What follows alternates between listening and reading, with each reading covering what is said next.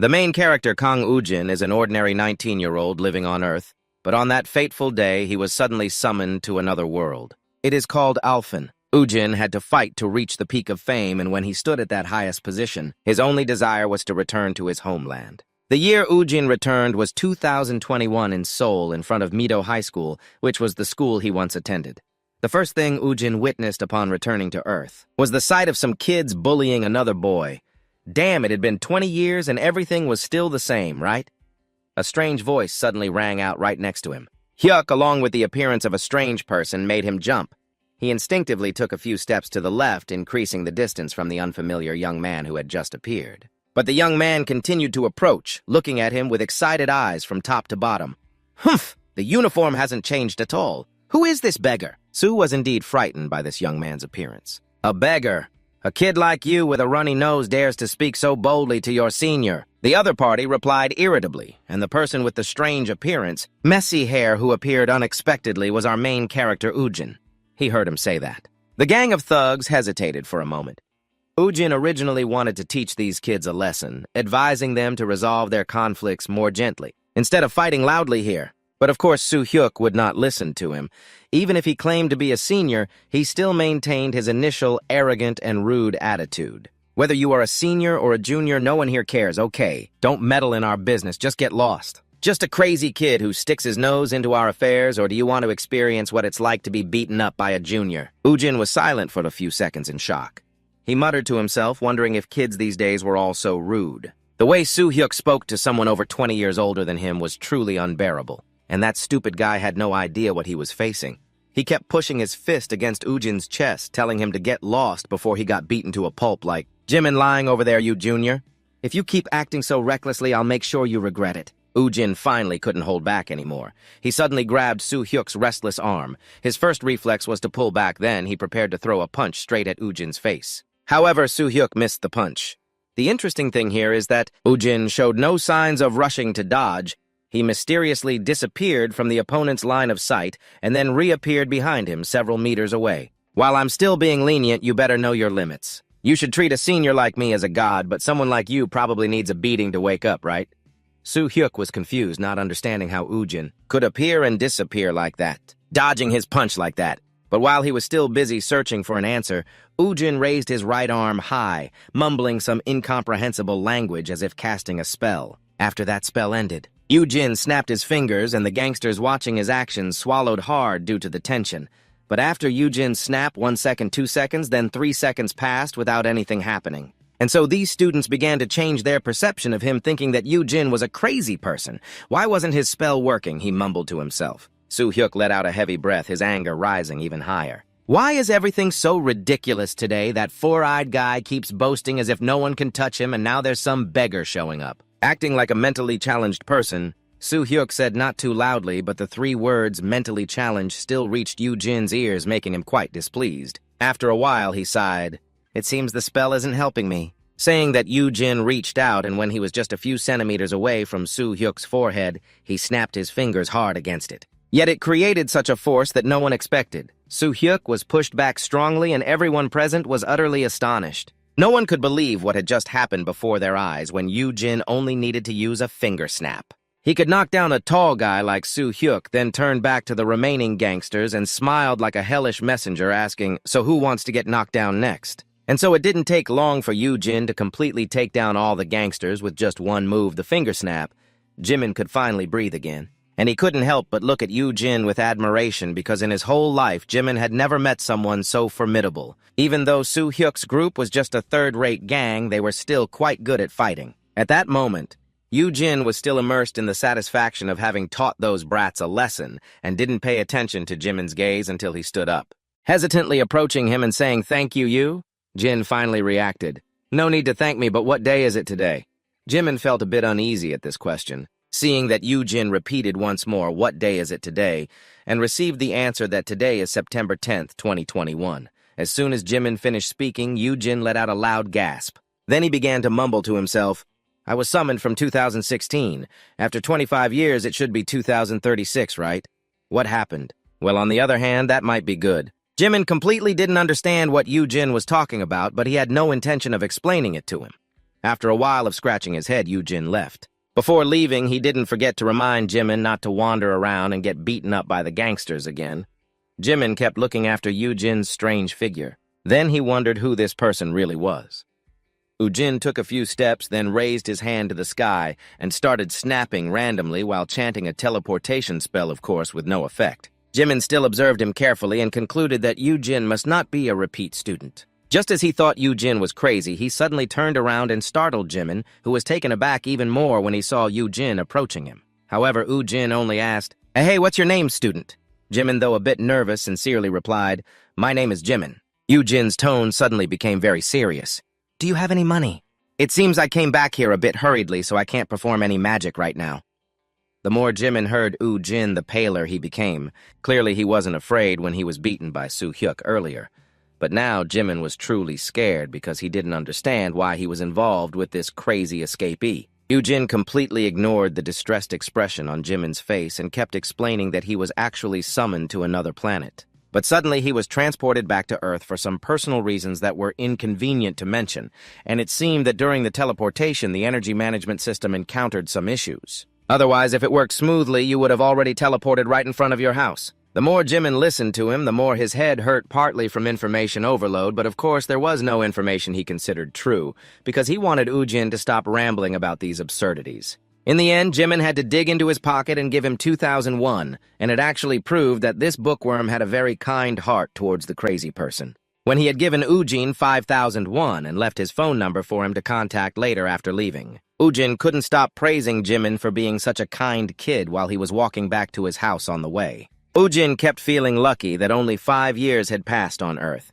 If it had been 5 years, he would only be 24 years old now. His parents had just passed 51, and they probably still recognized him, but when he passed the subway station, Ujin suddenly saw the military with full equipment appearing here. Naturally curious, he called over 2 nearby female students to ask what was going on that those soldiers had to stand guard at the entrance. Was there an incident or accident or something? The 2 female students looked at each other with puzzled expressions and then burst into laughter together. It's normal for guards to stand at the entrance of a dungeon, you know. "Haha, did you just come from North Korea?" After saying that, the 2 girls continued to laugh as they walked away, leaving Ujin with a very confused look.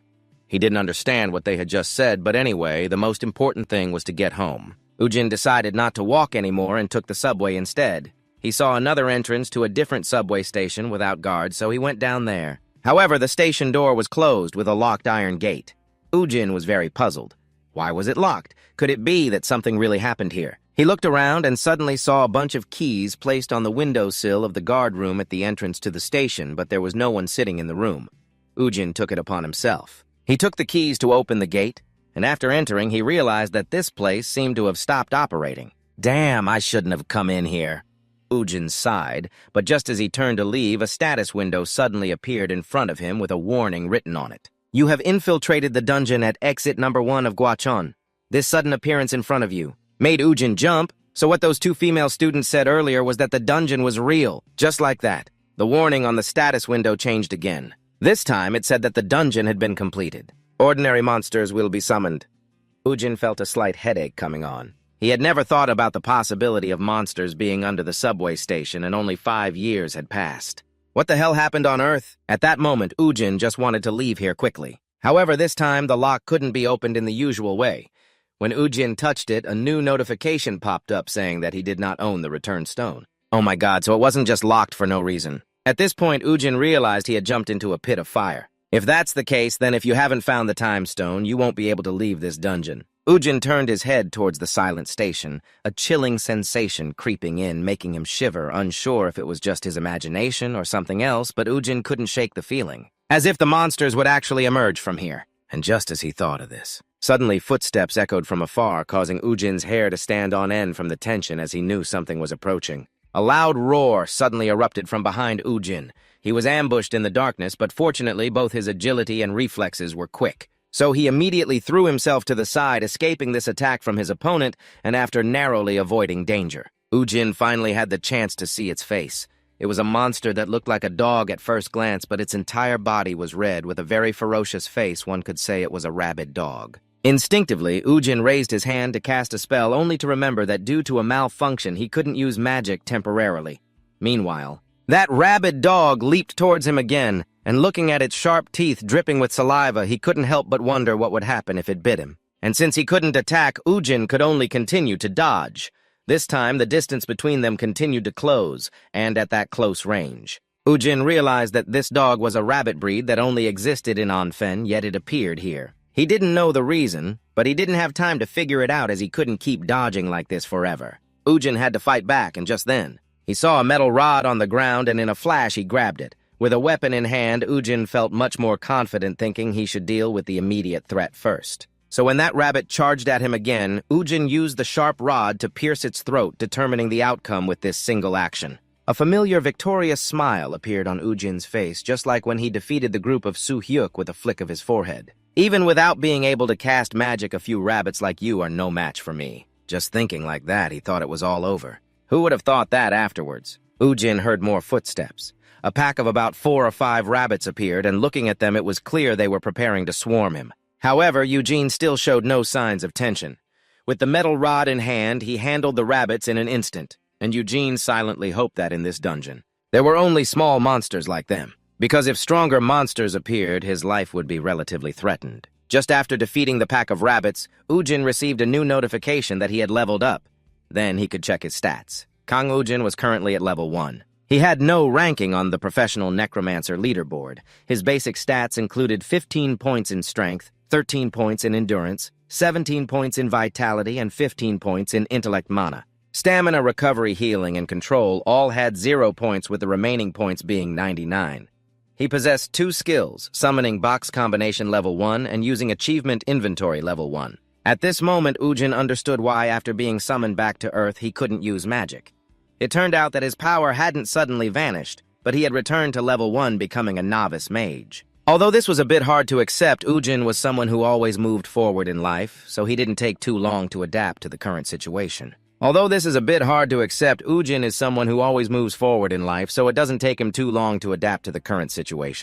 the monsters swarm around Seoul, it is indeed necessary for you to become stronger. Ujin begins to study his information board more carefully. His profession is a necromancer. Next to it, there is a note about the transfer, and his 2 skills are also noted as transfer skills. Ujin feels a bit confused about the concepts of transfer. A combination box for achievements or something. He completely does not understand anything, so Ujin starts pressing the button for his skills. The first is to summon the combination box, and another interface immediately opens up. It turns out the effect of this skill is to combine various materials to create a new object, or to place an object in to extract a component. Ujin then presses the skill to use the achievement box, which has 3 subcategories: skill books, equipment, and consumable items, each with a price listed below. This has never appeared in Anfen, so Ujin feels very fresh. It seems he will use the points he possesses to buy these things. It's just like shopping online. After thorough research, Ujin believes that what he needs now are a few skills, the main goal being to find the return stone to get out of here. So he needs a search skill, and during the search, if he encounters some monsters, he will probably need to track and summon skeletons, which should be enough. The problem here is that he needs 10 points for each skill, and Eugene is just a newbie. No matter how he turns it, he will still lack achievement points. If that's the case, he must start by adjusting the parameters first. Because he possesses 99 unused free attribute points, Eugene has distributed them across all his attributes after some consideration. All attributes have been enhanced, and the free attribute points have returned to 0. Eugene is eager to test his strength after upgrading his stats. He tightly grips the iron bar in his hand and tries to swing it a few times. This feeling is indeed completely different from before. Not bad at all. Although he hasn't bought the skill book yet, this should be enough for him to deal with the monsters in the dungeon. With a clear goal set, Eugene begins the process of conquering the first dungeon after being summoned. Returning to his Earth, he currently has 5 achievement points. If he wants to find the return stone, he needs the search skill, which costs 10 points to earn enough points. Eugene must at least defeat 5 more rabbits, and so instead of waiting for them to find him, Eugene starts hunting. His target has appeared quickly, with the desire to quickly escape this damned dungeon. He strikes without mercy. After a tiring fight, Eugene finally levels up to level 3. The most annoying thing about these rabbits is that they keep rushing at him in countless numbers. Eugene also doesn't remember exactly how many he has taken down so far. He only knows he has enough money to activate the search and tracking skills, and Eugene immediately uses it to search for the return stone, but it seems luck has not smiled upon him. Because there are no stones around here at all, this forces Eugene to go deeper, but when standing at the top of the stairs, he soon sees that there are many drabbits down there. Although they are not too strong, the sheer number makes Eugene a bit worried. He is unsure if it is really okay for him to take on all these drabbits alone. After careful consideration, Eugene decides not to take such a risk. Fighting alone like this does not suit him at all. So Eugene decides to buy another skill. As mentioned before, the skill he has aimed for is summoning skeletons.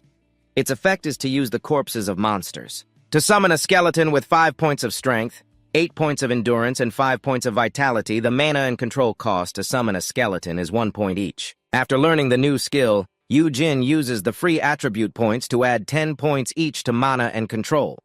Next comes the moment that every necromancer looks forward to the most. After learning a new skill, Eugene used his free attribute points to add to his mana attribute and control each subsequent 10 points, which is the moment every necromancer has been waiting for the most. Summoning his minions back from hell, a group of skeletons appeared at his command. Although they were just low-level skeletons, they seemed sufficient for this hunting trip. And so it was after that. The skeleton army summoned by Eugene charged towards the rabbits. In fact, he understood that with their current stats, they were no match for these monsters. But what Eugene needed was for the skeletons to use their bodies to block the dangerous speed of the rabbits in the meantime. He just needed to strike when they were vulnerable, and that would be it. And the bodies of the rabbits were used as offerings to summon even more skeletons, continuing in this manner. This battle was completely under Eugene's control, and his victory was just a matter of time. Eugene fought more fiercely, the blade in his hand soon stained with the blood of the rabbits.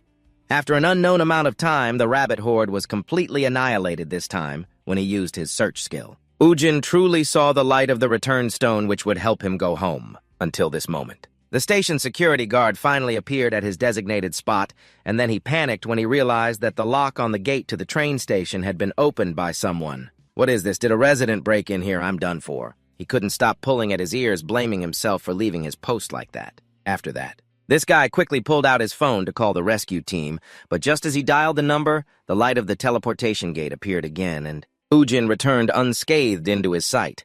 The station security guard was overjoyed to see that he was still okay and immediately asked him if he was an awakener. In another development, a man named Unze, who looked like someone up to no good, appeared with a backpack full of bloodstones. He couldn't help but laugh maniacally with joy after that, muttering to himself, "This time I've hit the jackpot.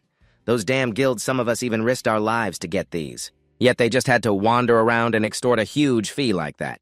Isn't it too unfair? Only fools would report this to the purchasing center. Selling it on the black market could yield 1,000 times the amount the center offered, heh. However, Unza's plan didn't go as smoothly as that. Because just as he was basking in the feeling of delight for about to slip through the law and make a fortune, a high-pitched female voice rang out from behind. "You filthy rat, how much have you stolen?" Eugene jumped in shock. He turned around to see a stunningly beautiful figure emerging from the dark alley. She was Li Yan-hee, the captain of the main division of the Warang Guild. And she was also there to send Eugene down to hell for daring to steal bloodstones from the Warang Guild's dungeon. Seeing Yan-hee appear, Unze was extremely tense about being caught red-handed. It was already bad enough, but how could he be caught by this terrifying woman? Yet in his backpack was a whole lot of money, which made Unze unwilling to surrender so easily. Since it had come to this, escaping was the best option. Therefore, he began looking for an opportunity to flee, starting with a sudden attack on Yan-hee, knowing full well that his attack wouldn't take her down. He only intended to take advantage of Yan-hee dodging the attack to run away. Shi-eunja only intended to take the opportunity to run away while Yan-hee dodged the attack. However, just as he turned around and hadn't even taken 3 steps, the cold face of his opponent appeared right in front of him, smiling like a joyful ancestor. That was the last thing he said. Eunja heard before being sliced by Li Yan-hee's sword, collapsing with his body covered in cuts, while Yan-hee executed the attack so neatly that not a drop of his opponent's blood was on him. After confiscating the backpack filled with bloodstones, Yan-hee received a new message from the Warang Guild's security team at exit number 1 of Water Station. The content of the message was a report about an unregistered portal that had been created requesting direct confirmation. Her expression immediately turned grim, wondering which bold rat it was this time. The bold rat Yan-hee was thinking of was Kang Eugene, who at that moment was still unaware of how serious his actions had been. He was just busy figuring out which bus number he should take to get home. On the way back, Eugene couldn't stop thinking. He couldn't deny that after the dungeon and the monsters appeared, this was no longer the Earth he once knew. Could it be that this planet was gradually becoming like the Onfan he was familiar with? Ujin wasn't sure what exactly had happened in the past 5 years. Right now, he only had one concern: whether his family was safe and sound. Based on his old memories, Ujin returned home, but the problem arose from here. When he was sure he had found the right location, but his house had disappeared. Instead, there was a large corporate building. Could it be that his family had moved somewhere else? Ujin mumbled, then sighed. It was already late today. He planned to continue searching for his relatives tomorrow. After all, he hadn't eaten anything all day and his stomach had been protesting for a while now. The quickest solution was to eat at a convenience store, even if it was just rice balls and instant noodles. But it was enough to make Ujin feel satisfied. The eating issue was settled now. It was time to think about sleeping. He really didn't want to go to the bathroom at all. But he didn't have enough money to stay at the internet cafe. Was he really going to have to sleep on the ground at the station, Ujin thought, but he had to quickly. Push that thought away, because that area was currently filled with monsters. At the same time, while Ujin was sighing heavily outside the convenience store, another person was also having a headache, and that was Jimin, due to giving Ujin 5,000 won that morning. So this young man didn't even have enough money to buy dinner, had to stop by here to grab a cup of noodles, and as a result, the two of them met again. Ujin felt like he had found a lifeline, while Jimin clearly wasn't happy at all. Oh, I was just about to call you, and indeed. Our spirits are connected. I knew it right away. It seems I won't have to suffer on the street today. Ujin grabbed Jimin's collar and cheerfully said, "What do you want from me?" Ujin didn't answer. Instead, he asked if Jimin's parents were home. This made the young man even more alert. He wanted to know why he was asking that. "Well, some things have happened, so I need to talk to them. My parents have passed away." Jimin's response made Ujin briefly fall into a chaotic emotion. He felt a sense of regret for this young man. At the same time, he also felt lucky because it seemed he had found a place to cling to. "Does that mean you live alone?" Jimin nodded, seemingly just waiting for that nod. Ujin immediately clung to him, asking Jimin to take him home, of course, with the promise that he would pay for the rent. But he wasn't sure where the money to pay would come from. Temporarily, Ujin placed 300 won in Jimin's hand, which was left over after he raided the convenience store, and it wasn't hard for Jimin to realize. This was part of the money Ujin had taken for himself this morning. Seeing the other person seemed hesitant, Ujin had to resort to force to threaten him, and in the end, he successfully crashed at Jimin's place. The next morning, he returned to Mido High School and met his old homeroom teacher, Min Jun. As soon as he saw Ujin, he recognized him immediately, but was also very surprised to see that he was still alive. 5 years ago, after going missing, everyone thought Ujin had perished. "Ha ha, yes, I did take a trip to the underworld and returned to the living," he replied half-jokingly. "But sir, I'm facing some troubles that I can't discuss. Could you please let me take a look at my student record?" At the same time, in Jimin's class, the bullies led by Soo-hyuk were looking at him with eyes full of resentment. Clearly, they had been taught a lesson by Ujin yesterday, but they still hadn't learned their lesson. They decided to unleash their frustration on Jimin today, and so when a female classmate was happily talking to him, Soo-hyuk rudely pushed her away. Then he wrapped his arm around Jimin's shoulder and pulled him closer. "Hey, you little dog, you really got lucky yesterday when that idiot fell from the sky to save you. But Jimin, we should continue the unfinished business from yesterday, right? I don't understand what you're talking about." "Don't mess with me in class," Jimin coldly replied.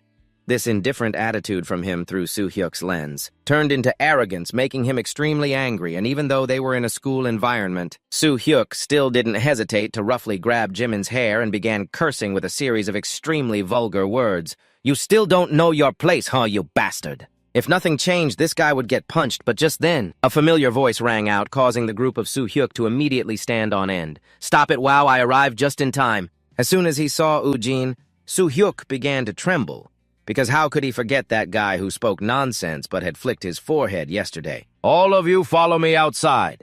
A terrifying smile appeared on Ujin's face, knowing that they had no choice but to go. The group of Soo-hyuk followed him up to the rooftop, and of course Jimin went too. Along with a few curious students who also followed them, they didn't know who Ujin was. They only knew he was a senior who had studied at their school, and they felt he was crazy for daring to declare war on Soo-hyuk's group. Today, Ujin even gave those little brats a chance to attack first, but they still couldn't hit him. Looking at those clumsy swings, Ujin could only sigh. Indeed, whether in Anfen or on Earth, people like this were still everywhere. What he meant was the type that only had a bit of muscle power and boasted arrogantly. All over the place, Soo-hyuk was flaunting his strength, thinking he was the best, which reminded Ujin of an unpleasant guy named Cassis from the Anfen Association, a brutal murderer. He was someone who had sold his soul to the devil. He craved territory, so he incited the association to assist him. Ujin thought of Cassis, but his hands and feet were still agile, dodging the blows. The important thing was that he dodged very leisurely, while Soo-hyuk had to swing his arms and legs vigorously but still couldn't hit him, which made him extremely angry. In the end, he decided not to play solo anymore and called all his subordinates to rush in together to gang up on Ujin. It was nothing unusual to see him react that way, and the only way to deal with this kind of person is to make them pay 10 times over with a strength that completely overwhelms them, just like Ujin did with Cassis at Anfan. This time, when the entire group of thugs charged in, Ujin finally chose not to dodge anymore but to counterattack. He faced the whole process without any difficulty. Ujin's pure physical impact was enough to make these thugs hit the ground after just one blow. Watching each of his subordinates being taken down by Ujin, Soo-hyuk began to tremble. Now it was just him left, and although he was quite scared, he still charged in recklessly because Ujin provoked him. But the ending for this arrogant fool who didn't know his own strength seemed quite clear. He was just an empty barrel making a lot of noise, worthless in Ujin's eyes, and had to endure the humiliation of being knocked down by him. Just finished dealing with this bunch of kids. Ujin suddenly saw a familiar figure hurriedly walking through the gates of Mido School. Even from a distance, he could still recognize that it was his mother. And just like a miracle, Ujin reunited with his mother. The moment he hugged her, feeling her body trembling from crying, he could hardly hold back his emotions. The two of them talked about so many things. According to what Ujin's mother said 5 years ago, right after he disappeared, a massive dungeon explosion erupted globally, turning all train stations on Earth into dungeons in the blink of an eye. Ujin's father also died after being caught up in that explosion on his way to work, and his mother had to continue living to protect his younger sister. Their family's business had never been doing well, so after Sua fell ill, the family's finances plummeted uncontrollably until now. They have always had to live in hardship day by day. After meeting at school, Ujin was taken home by his mother. She had to go pick up Sua, so she reminded him to stay here and not wander around. After his mother left, Ujin's mood became even more complicated as he looked into the room. It was even too small for a family to sit together, and at that moment, Ujin could feel the heavy burden of responsibility that his mother had to bear alone. He noticed a box taking up an entire corner of the house. Inside were things belonging to his father that Ujin's mother couldn't bear to throw away, and it seemed he could understand why she couldn't let them go. This made Ujin's heart feel like it was shattering into pieces. Not long after, his mother returned with Ujin's younger sister looking at the strange face in front of Sua. She seemed a bit tense. Even though their mother introduced him as her older brother, Sua still looked quite suspicious. Ujin half sat, half kneeled to be at eye level with his sister. Then he carefully patted her head. "Sua, you've grown up so fast. Do you still remember your brother? I used to change your diapers when you were still in the crib." Sua's face flushed. She protested that she was no longer wetting the bed. After that, their mother left the two kids some time to talk while she went to cook. It was the first family meal Ujin enjoyed after years of wandering. That night, the three of them huddled in the cramped room. Their mother and sister had fallen asleep long ago, but Ujin couldn't fall asleep. He remembered 25 years ago when he was first summoned to the planet Alphen, a place built like a simulation game where Ujin had to fight more fiercely than anyone else. Just to survive among the brutal monsters and resist becoming a part of Anfan, in the end, Ujin became the highest-level necromancer. And before he could see the results of the long journey he had gone through, he immediately returned to his home planet without any hesitation after meeting that administrator. Because Ujin wanted to reunite with his family, he just wanted to find that simple happiness once again, but as everyone saw after returning to Earth, this planet had completely changed. It was this change that caused Ujin's father to lose his life and his family to go bankrupt, which compelled Ujin to take his father's place as the pillar of his family. And to achieve that, he had to earn money. After all, he had survived on Anfen and had experienced even worse things than this. Therefore, Ujin still felt that the current situation wasn't too terrible. At least for his family, he was determined to make it work. The next morning, the first thing Ujin did was buy a new phone. He started researching the concept of being a awakened one, just like the way the security guard at the station did. Yesterday, he called him because he thought Ujin was just a resident who accidentally wandered into the dungeon, so he was scared to the point of almost losing his pants. But seeing Ujin safe and sound, he could finally breathe a sigh of relief. He just wondered what Ujin was doing in the dungeon without any bloodstone. After that, he had to fill out information at the storage gate, which opened a path for Ujin. He needed money, and the only thing he could do right now to earn money was to become an awakened one. So he texted his mother to inform her that. He would be moving in with a friend during the preparation for the entrance exam, and the friend he mentioned was, of course, Jimin. In fact, bothering Jimin made him feel a bit guilty. But there was no other way. Ujin could only promise himself that he would definitely repay that kid later. However, after dialing the number that Jimin had left for him, Yu-jin heard a strange voice. "Hello, I am Park Hee-so from the Dongjin Employment Consulting Agency." Yu-jin was confused for a few seconds. After confirming that the person was not Jimin, he realized that he had been played by that clever young man. Yu-jin was someone who would take revenge for any grievances, so he naturally couldn't let this go easily. That night, Jimin returned home after school. In fact, he felt a bit regretful for not having thanked Ujin after what happened yesterday, after all thanks to him, the Sioux. Hyuk no longer came to provoke him, and looking closely in Jimin's eyes, Ujin was just a bit awkward. Not a bad person, so he decided to find an opportunity to thank Ujin. However, that opportunity came faster than Jimin expected when after opening the door to his house. He saw Ujin sitting in his house munching on sunflower seeds. "What the heck are you doing here?" Jimin was so startled that his hair stood on end. "Heh, I thought I saw you enter the password to the house." Ujin calmly replied, "This is illegal entry." Jimin frowned and said, "Well, I called the kid to inform him." But did anyone pick up Ujin cleverly mentioned that Jimin had sent him a random number making him jump in surprise, but since he was here to crash, he didn't intentionally delve deeper into this matter. After that, Ujin got straight to the point. He told Jimin that he was an awakened one. Even though it wasn't official, this was completely reasonable. And Jimin finally found a suitable reason to explain why. Ujin was so strong. It was just that since he had just crossed over to Earth, there were still many unclear matters, so Ujin had to ask Jimin if awakened ones could earn a lot of money. Of course. Jimin immediately replied, but it also depended on each dungeon, so the lesson on general knowledge for the uninformed began with Jimin. According to what he said first, Ujin needs to register with the association as an awakener to be granted access to the dungeons and then find a guild to join. Or you could also work for the association or the management bureau, but Ujin is someone who doesn't like being dependent, so he asked me if he could clear the dungeons by himself. That's fine, but it's too dangerous, so the wiser choice is still to join a guild.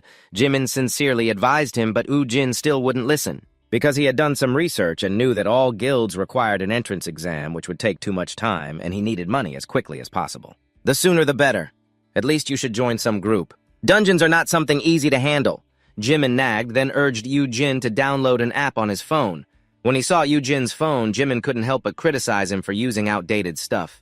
Ujin argued that this was the latest model in the store, only to be hit with the harsh truth from Jimin that this model had been released 4 years ago. Ujin fell silent, remembering the excited face of the salesperson marketing it to him, claiming it was their best-selling phone due to its extreme durability. So many awakeners used it. It turned out those were just empty words to clear out the old stock of phones. Ujin swore that he would definitely deal with that salesperson. While he was busy thinking about how to handle that employee, Jimin successfully installed the Dungeon Forum app for him, so now Ujin could search for information about various dungeons and book them right here. So I just need to use this brick phone to find dungeons and conquer them. Right, Ujin asked, but I told him he needed to determine his awakener rank first. If he didn't, he would just be throwing himself into danger for nothing. Jimin had risked his life to advise him, but it seemed Ujin wasn't paying much attention. After browsing the forum, he found some new information about the entry fee. Even for the lowest level dungeon, it could cost Ujin up to 10,000 won, meaning if he wanted to earn money from the dungeon, he had to pay up front. After hearing this, Ujin's face turned pale. "Jimin, lend me some money." When he said this, it was Jimin's turn to turn pale. Another night passed, and the next morning Ujin went to the Awakener Management Bureau to take the survey, and his necromancer ability made everyone present amazed. The moment the skeleton soldier was summoned with its glowing red eyes, the atmosphere around became lively. From the observation room, a voice exclaimed that he was a necromancer. Ujin stood there and straightforwardly replied, "That's right." The testing staff thought to himself that he had seen many awakeners, but this was the first time he had seen a necromancer in person. At that moment, a goblin appeared in the testing room, and the summoning ability of each person was evaluated based on the combat capability of the creature they summoned. "Can you try attacking the thing in front of you?" Ujin looked up at the projector above, quite surprised, wondering if it was a simulated image. Ujin stroked his chin, looking at the monster that had just been created, and exclaimed, "Interesting." He immediately waved his hand, commanding the skeleton soldier to show them its power. As soon as he finished speaking, it received the command and quickly charged forward with sounds of transformation. Then, from the waiting room for awakeners, a voice echoed, "You received the rank of E." "You?" Jin reached out to take the awakener card and replied briefly with a yes. He looked at the card, puzzled. "So this is high rank, right?" He received the rank, and Ujin reached out to take the awakening card, responding briefly with a yes. He looked at the card, wondering if it was indeed Sao. The employee hesitated to answer. It's not really the best rank after all. The combat ability of the thing you summoned is worse than what we expected, but it's a pretty special ability, so the groups will probably give you a chance. Ujin looked at the card in his hand and thought, who cares about the rank anyway? As long as I can enter and exit the dungeons, that's all that matters. It listed all of your information. ID awakened, status code, number, name, Kang Ujin, awakening ability, summoning technique, rank F, and then it directed him to some subway station. At exit number 7, along with that, was the information on the dungeon forum dungeon name. Exit number 7, Super Limb Station, difficulty 2 stars, monsters, click to read.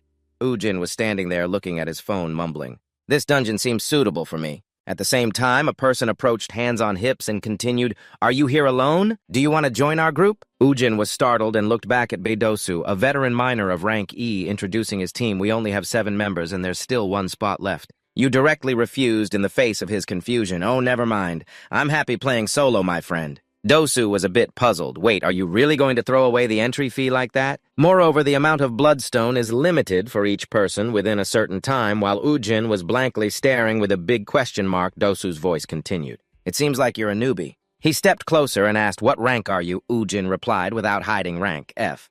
Dosu still tried to persuade him. It seems you haven't been informed about some knowledge, have you? You should join my group to gain experience for yourself. I can protect you after a short time, but the awakened ones are entering the dungeon at exit number 7, under the supervision of the Management Bureau. Ujin looked at them and thought to himself, so the entry fee is divided equally among the participants. If only I go in, the amount I have to pay is 800,000 won for 1 hour, quite steep indeed, he recalled Dosu's explanation at that time. A single run can only have a maximum of 8 participants. If you want to play solo, you'll have to pay the entry fee for 8 people. And to maximize the amount of bloodstone, it's best to go with a group. Ujin could only sigh deeply because he had no experience at all. So maybe going with them wouldn't be bad. At this moment, a young man stepped up beside him and anxiously asked, I'm worried, what do you think? Ujin replied reassuringly. As a man, even if you're scared, you shouldn't show fear. This person is Hong Sung-gu, a fireball magician of rank E. He smiled back. You seem very confident. Ujin thought to himself, it seems he was also invited by Dosu to join the group like me. I heard he awakened 2 months ago, then dropped out of school and is now trying to be a part-time awakened one. At this moment, a dungeon-conquering group was staggering out, covered in injuries. Sung-gu looked over, puzzled. It seems they got hurt. One person from that group shouted, A goblin den has appeared. The other person incredulously exclaimed, How is that possible? Dosu clicked his tongue sarcastically. You have to wonder, they're just wasting energy. He turned back to explain to the team sometimes some unnamed monsters will appear even though goblins are only 2-star monsters. As long as we are careful, we can completely deal with them.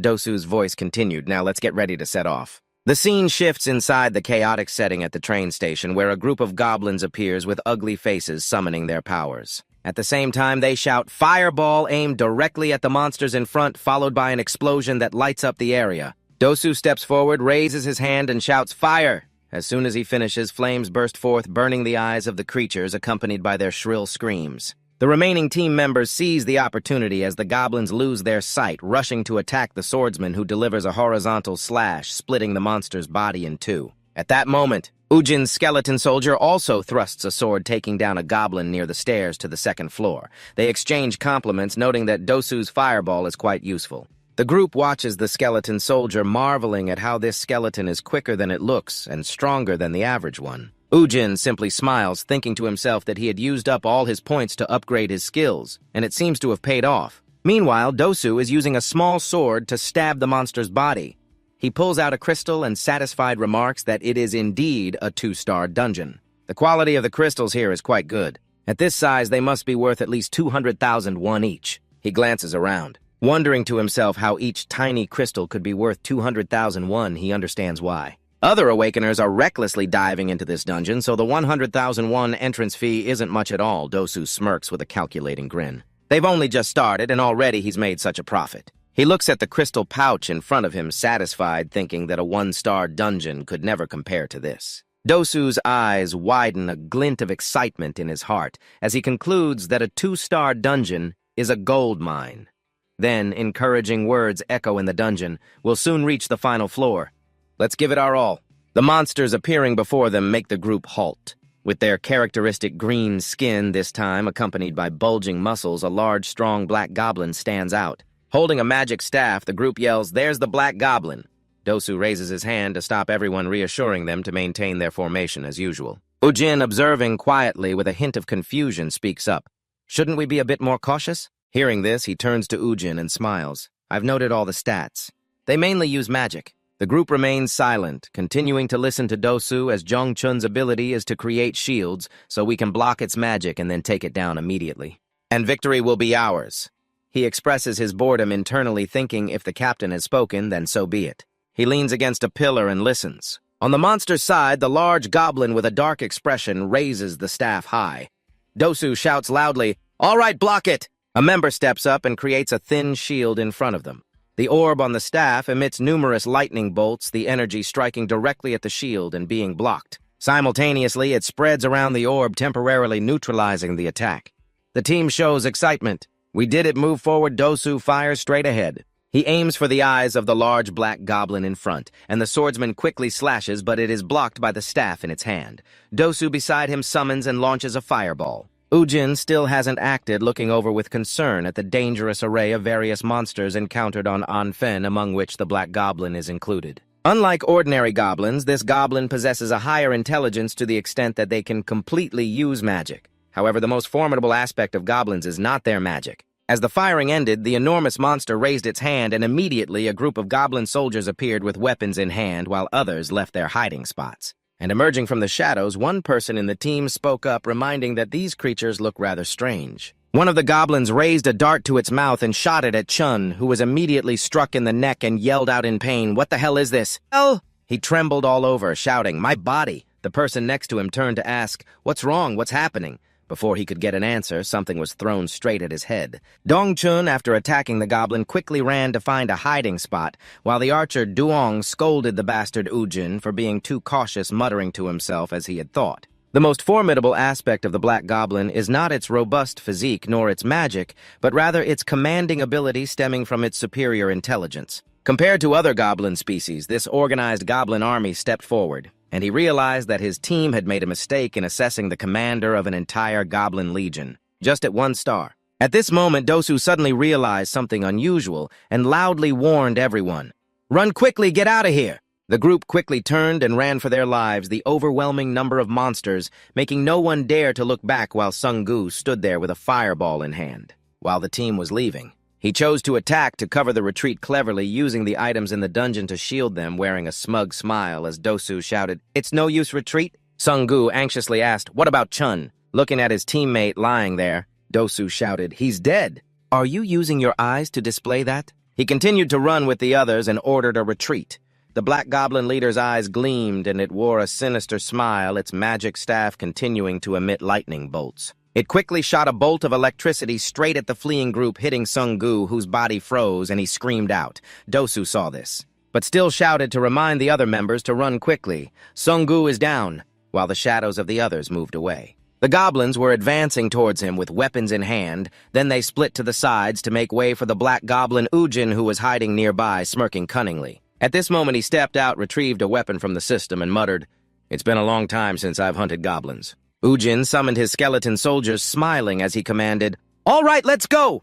His leading subordinate shouted loudly while pointing a finger at him. Ujin focused, thinking that he must confront the goblins. The black goblin commander is indeed not easy to deal with at all. Just as this thought ended, he immediately charged forward, shouting orders to rush in. The goblins were not to be underestimated and charged towards him for a confrontation. Ujin kicked off the ground to gain momentum, thinking briefly that while the skeletons were dealing with the goblins, he leaped up and appeared above the black goblin to its astonishment. Immediately, it raised its magic staff and lightning appeared again. Ujin gritted his teeth, telling himself he would take care of the ringleader in the blink of an eye, and the weapon in his hand pierced through the head of the black goblin. Ujin smiled with satisfaction. "Do you think I will wait for you to recover?" As soon as the words ended, the magical energy on the staff extinguished and a warning message appeared. "You have leveled up to level 6. Your whole body radiates a faint golden hue." Ujin looked at his palm with pride. Indeed, self-reliance is better than being with a boring group. Just then, a moan echoed as a trembling hand tried to move. He was startled and looked over at where Sung-gu was lying with a confused expression. Ujin asked, "Are you still alive?" He trembled weakly and replied, "Help me." Ujin maintained his skeptical attitude and gaze, sitting down beside him, straightforwardly asking, "If I help you, what do I get, Sungu?" Lying down, he replied, "I won't tell anyone." He weakly continued that he was now a D-rank awakened being. Upon hearing this, Ujin grimaced and replied, "I don't care." Sungu immediately asked, "So what should I do?" Ujin raised his hand to stroke his chin, thinking for a moment, then smiled and raised 2 fingers, saying this should be enough. Sungu's voice questioned, "What does the peace sign mean?" Then the dagger was thrust straight into the bodies of the green-skinned goblins, his hands skillfully reaching inside them to retrieve the crystals. Sungu gathered the items into the backpack in front of him. Wiping the sweat off, he sighed in relief, finally done. Ujin stood from a distance and asked, "Did you get everything?" He replied, "It's done." Sungu stared blankly at the young man in front of him, silently wondering how this person was only rank F. He observed him and assessed his ability to independently defeat 2-star monsters. His abilities were already on par with a D-rank awakened being. Sungu witnessed Ujin's skills with astonishment, not to mention his ability to summon skeletons and search for blood crystals. He recalled the previous moments with confusion. And finally, there was the ability to extract something from the dead monster to heal himself, considering the flexible combination of skills he possessed. He could even reach rank C. Sungu frowned, filled with questions, not to mention that he had only registered as an awakened being for 3 hours. Receiving the item bag, Jin asked, "How much money can I get for this amount of blood crystals?" He replied, "At least around 800. He looked at them with satisfaction, saying it's worth investing 100,000 won. Ujin frowned and stared, asking, "All of this is mine, right?" Sungu nervously stammered, "Of course." He felt confused inside, but above all, "I can't believe this person is so obsessed with money." In reality, spending 2 million won to be saved isn't too high a price. It turns out that Ujin had made a peace request for 2 million won in exchange for his life. That's quite a bargain for him. His voice continued to echo in the dungeon, "Where is the return stone?" "Great, let's get out of this pit." The two then quietly walked away. Just then, a system warning appeared detecting blood. Ujin raised his hand to signal to stop. Sungu looked a bit confused, but followed suit, focusing intently to remind him of an ambush. Ujin looked up, reasoning that if all the monsters had been defeated, it meant that... After hesitating, he shouted, "You cowardly bunch! Is the little one hiding and peeking out here yet?" As the words ended, the old team members appeared, looking down at them with concerned expressions as they descended to see the scattered bodies of the monsters, wondering what was going on. "Did the 2 of them take them all down?" Ujin turned to remind them that they should ambush as soon as we get close. Sungu asked back, "So what should we do now?" while his face darkened and Sungu looked at him with a worried expression. Ujin looked at the old teammates and asked, "Hey, you guys just ran away and now you're showing up with such thick skin. What do you want? You should be standing waiting in front of the barricade right now. What wind blew you back here?" Dosu closed his eyes, frowned, and laughed, saying, "What are you talking about? We are teammates." He tried to explain that they intended to return to confront them after regaining their spirits. Little did we expect to arrive and find all the monsters already taken down. Dosu looked at the backpack he was wearing on his shoulder with a somewhat sharp gaze, asking how he had taken them down. Ujin replied with a sarcastic smile, "Nonsense. Don't beat around that bush with me. Take off your backpack and continue. Surely you all planned to escape right after getting the recovery stone, but seeing all the monsters down. You got greedy, didn't you?" With a hint of hesitation, Ujin dumped all the bloodstones on the floor, his eyes flashing red with death, and he challenged them. "If you're brave, come and take them." In the dark dungeon filled with goblin corpses, Dosu's voice rang out, "It seems like you misunderstood something." He smiled bitterly, explaining that we are not stupid enough to underestimate your skills. You were the one who took down all the monsters while we had to run away when facing them. Ujin was stunned, listening to Dosu continue. "We came to apologize for leaving you and Sungu behind, but at that moment, our lives were also in danger." "What were you expecting?" "We came just to get the recovery stone." He continued, expressing gratitude for the 2 of them taking them down, "so now we can bring Dongchun's body back. We are really very grateful." Ujin's gaze was filled with suspicion, but he didn't respond immediately, looking at the somewhat cunning face and wondering if he had been too sensitive. Was the ambush just my own assumption? Ujin scratched his head and sighed. Could it be that after 25 years living in Anfen, I have become too sensitive? I'm no longer in Anfen. This is Earth. Just as that thought ended, his vision was restricted by Dosu's sudden attack. He turned around and shouted orders for the remaining people to act archers. Immediately, the bow was drawn, and Sungu was hit by an arrow straight into his shoulder, letting out a painful grunt. Ujin was startled and tried to glare at Dosu, who was rushing in with a sword. Laughing loudly, he shouted, "Don't be mad at me. We awakened ones are all the same." Then he rushed in as if to stab him, a dangerous smile appearing on his face, and blood-red colors of death filled the scene, transitioning to another dungeon. The awakened ones, after conquering, were stepping outside. They looked at the girl waiting there and said, "Captain, you've worked hard." John He immediately responded to everyone, "Well done." At the same time, a phone call came in from the other end reporting, "Captain, we have found the intruder. He is Kang Ujin." She asked back, "Have you seen him? Who is this person?" The other side replied, "It's very difficult to determine his identity. But we have investigated and found that he just registered as the Awakener today." This information shocked John He, and she exclaimed, "Today, where is he now?" Back in the dungeon after the ambush, a sinister smile appeared on Dosu's face, but his expression suddenly changed as he glanced at Ujin. He clutched his head and laughed loudly in a mocking tone. "You are a bit hasty." Ujin tightened his grip on Dosu's sword, causing him to tremble, his voice dropping suddenly. "Attacking like that is very bad, you know." After a moment of hesitation, he swung his hand and slammed Dosu into the ground, causing the tiles to shatter along with his painful cries. Blood also splattered from Ujin's mouth as he brushed his hair back, coldly smiling. "Oh my. Why does everything happen just as I predicted?" He raised his hand towards his former teammates, questioning, "You are the new one who told me to awaken. We are all the same, right?" The shadows summoned from the corpses of the goblins continued Ujin's voice. "Those traitors blinded by bloodstone are so shameless." They were horrified and exclaimed, "What the hell?" The bodies of the goblins were... He raised his hand in front of him, commanding the skeletons that had just been summoned to punish the naughty children. Dosu sat on the ground, mouth agape in shock. Watching his teammates being taken down by the skeletons, the cries of despair echoed throughout the dungeon. Ujin picked up the sword he had dropped. He left the group behind for the skeletons to handle, while he stepped directly in front of Dosu. Although still in pain, he struggled to stutter a response. "Can we negotiate slowly?" Ujin looked at the sword in his hand and asked back, "Negotiate? What are you stalling for your magic to recover?" As soon as he finished speaking, Dosu's scream echoed as Ujin stabbed the sword straight into his chest. Moments later, his former teammates were completely taken down and the dungeon fell silent, blood splattered on the floor. The bodies lay scattered right there. Sunggu knelt there, dumbfounded, watching Ujin scold. "Damn it, these guys must have some cash, right?" He worriedly thought to himself, "I can't believe he just killed someone, even 5 people in total." Meanwhile, you were rummaging through Dosu's pockets and asked, "Oh my, these guys are so useless." Sunggu received no answer, and Ujin turned sharply, asking, "Why are you so mute?" He was startled, holding his wound, stuttering, You stepped in front of me asking if my life was in danger because of you, huh?" Still with a fearful attitude. He answered briefly, "No." Ujin did not hesitate to make an offer. "Then double it." This surprised Sunggu, making him confused. "Huh?" His face suddenly turned sour and his voice dropped. "I saved you twice. We have to do business properly, right?" The body of Dosu lay there along with Ujin's words. "Let me check your shoulder. Let's do a quick first aid." He also politely replied, "Thank you." He transitioned outside the dungeon where the management team was standing, taking notes. He was slightly startled to see Ujin coming out of the dungeon and spoke up. "Wondering why only 2 of you came back. You replied nonchalantly, 'The others were taken down by monsters.'" This answer caused the management team to be momentarily stunned. He looked at the backpack on your shoulder and questioned, "Then how did you get so much bloodstone?" Ujin glanced back and replied, "Even if I'm about to go down the hole, I must take the money with me. Isn't that right? The staff from the management department handed you the declaration form and requested that you please fill it out here before leaving.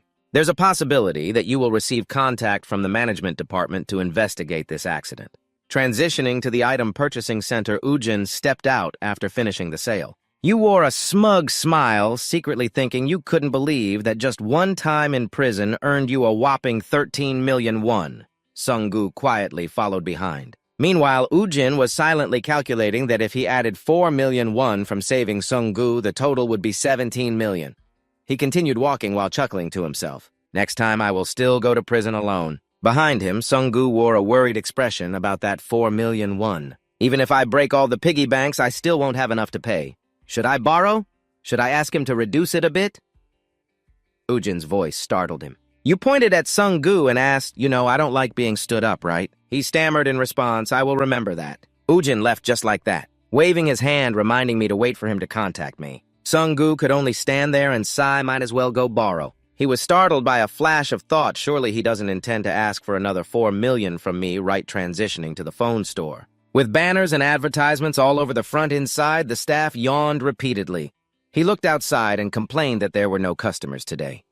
Just then, a loud bang startled the staff as he saw Ujin kick the door open. He shouted, "What the hell are you doing?" With one unnecessary move, you stepped forward and grabbed the collar of the sales staff, then Ujin lifted him up. This guy's face twisted in his mind, wondering how he was so strong. Before he could understand the situation, you directly slapped the sales staff. He frowned and raised his voice. "What do you think you're doing?" Before he could say anything more, Ujin continued to unleash a series of slaps, each slap making the sales staff's face twist. He trembled, worried that this guy was really losing it. "If this continues, I might as well go visit my ancestors. This is what I've seen on TV. It must be intentional violence, right?" The sales staff's face was purple and swollen. A weak voice rang out. "I'm sorry, please spare me." Ujin paused, his long hair hiding the anger in his eyes as he looked at him. "You threw the sales staff to the ground." He cried out in pain. Ujin lowered his voice, calling the staff to quickly kneel and respond. "Yes, sir." You looked at him seriously and continued, "I absolutely hate those scam artists. And those who like to mess around, too." The staff, confused, asked back, "What scam?" Inside, he was flustered. "I don't even know who you are. What scam are you talking about?" Ujin held out the phone in front of him, questioning, "Yesterday you sold me this phone." Remember, the sales staff recognized it, thinking it was the one he sold to that idiot yesterday, that dumb guy. He recalled the day before when he handed over the cheap phone to Ujin and smiled widely. "I will reduce the price for you to only 900,000 won." At that time, not understanding the issue, you still smiled contentedly. Technology today is much more advanced than 5 years ago. He looked at the person in front of him and wondered, "Is that the idiot?" Meanwhile, Ujin frowned angrily and asked, "Did the cat steal your tongue?" Then the sky was blue. The clouds were white and music played.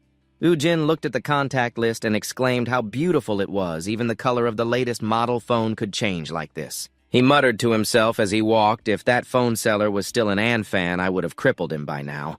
He should know how lucky he is." Just then, a stranger approached from behind. They called out, "Hey, Kang Ujin!" He turned around confused to see a group of people in black surrounding him, and a woman's voice rang out. "Your profession is a necromancer of the E rank. Looking at how you completed the round Gie water alone, your true ability must fall into the E rank category. So you could easily infiltrate an E rank group and wipe out your teammates." John He stood there questioning, just a novice, and dared to be so bold. Ujin, unfazed, asked back, "Who the hell are you?" She laughed, hiding her sharp gaze behind her hair. Then the red lips of John He moved as she confidently introduced herself.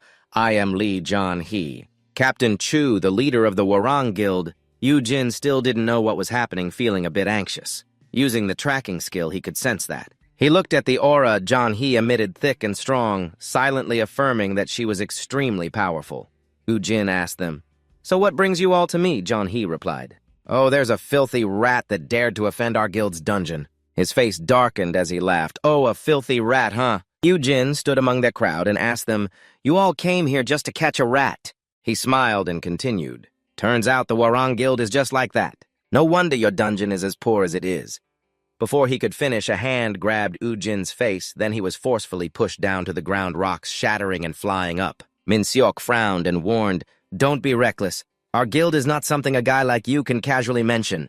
Ujin, furious, shouted back at the bastard. Then he tightened his grip on the guy's hand, pulling it away from his face.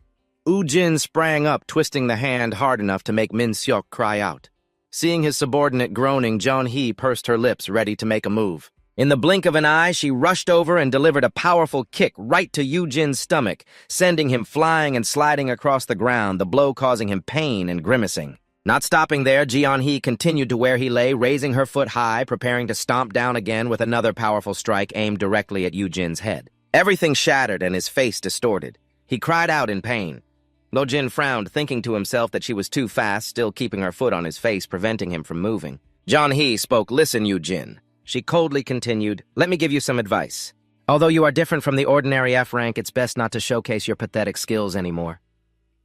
In the silent space, Jeon-hee's warnings continued to spill out. "Especially on the territory of our Warang Guild." She looked at Ujin's trembling body lying there. "Remember this advice if you value your life." After that, Jeon-hee and her subordinates coldly left. He gritted his teeth in frustration while raising his hand to his face, lamenting that it had been a long time since he experienced being stepped on like this. Under the evening sky, Ujin's dissatisfied voice rang out, "Lee Jong-hyun and the Warren Guild, huh?" Transitioning to Jimin's place, hearing him recount the story, he was also astonished, exclaiming, "Lee Jong-hyun from the Warang Guild. Ujin wondered, is she that famous? What do you know about her? Jimin replied, of course. She is one of the 10 A-rank awakeners in our country. He added that the Warren Guild is one of the top 3 guilds in the country alongside Hammer, and they have a tremendous influence on the economy and politics. Therefore, they are also the most vocal. Jimin wondered what trouble he had caused in the first dungeon that made them come all the way to warn him. Uzi grimaced in response, asking what kind of trouble this kid was talking about. Once I regain my power, I can easily drive away the Warring Guild, you know. Hearing that, he chuckled. His confidence was indeed extraordinary. You are such a loser, man, the kid angrily scolded this brat. Ujin pondered.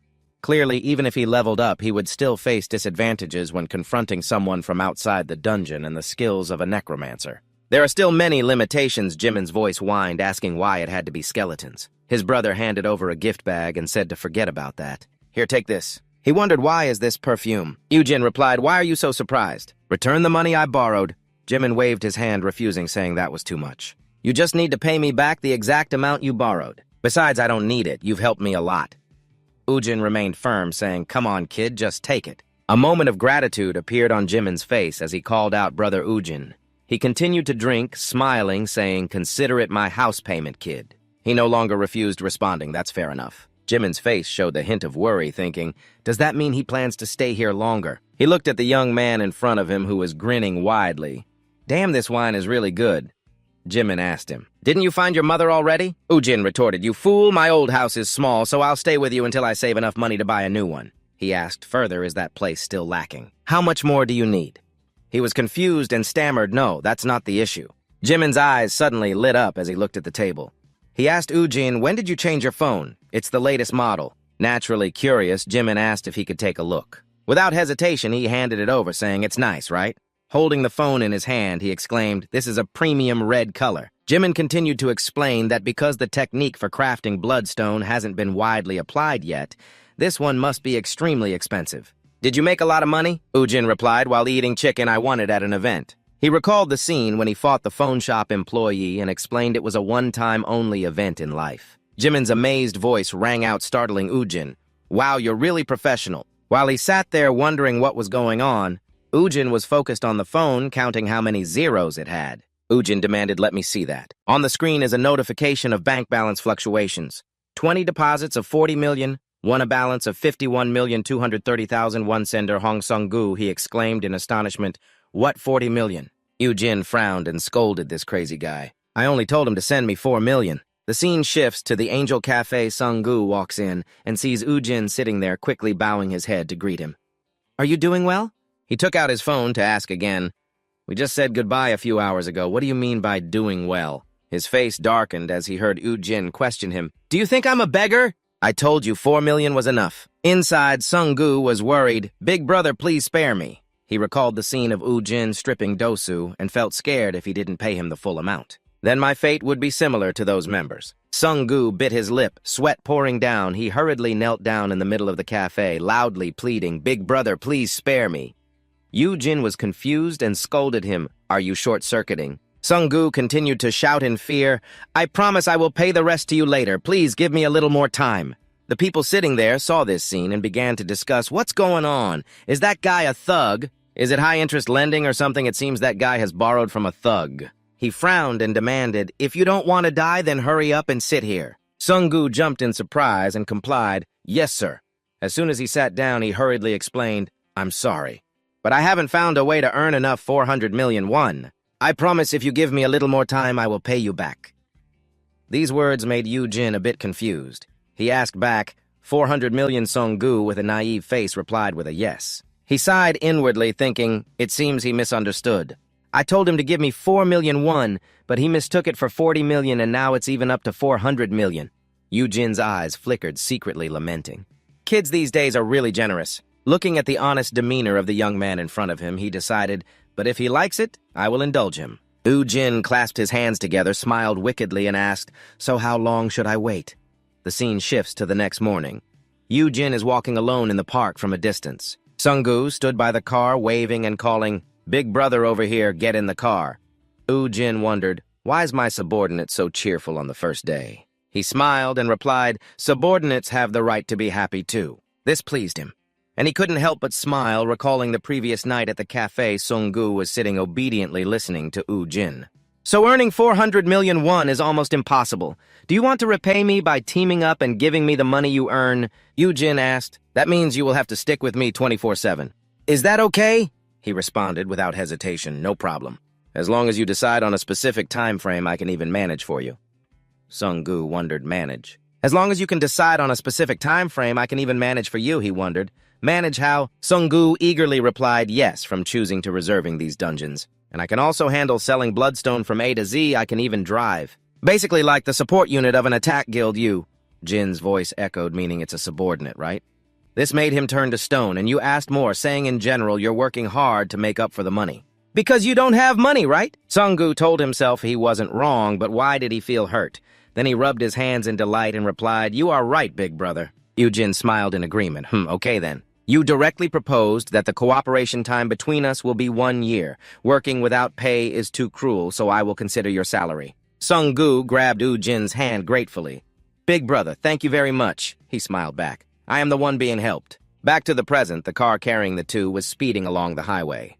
Ujin looked at Sung-gu, secretly satisfied.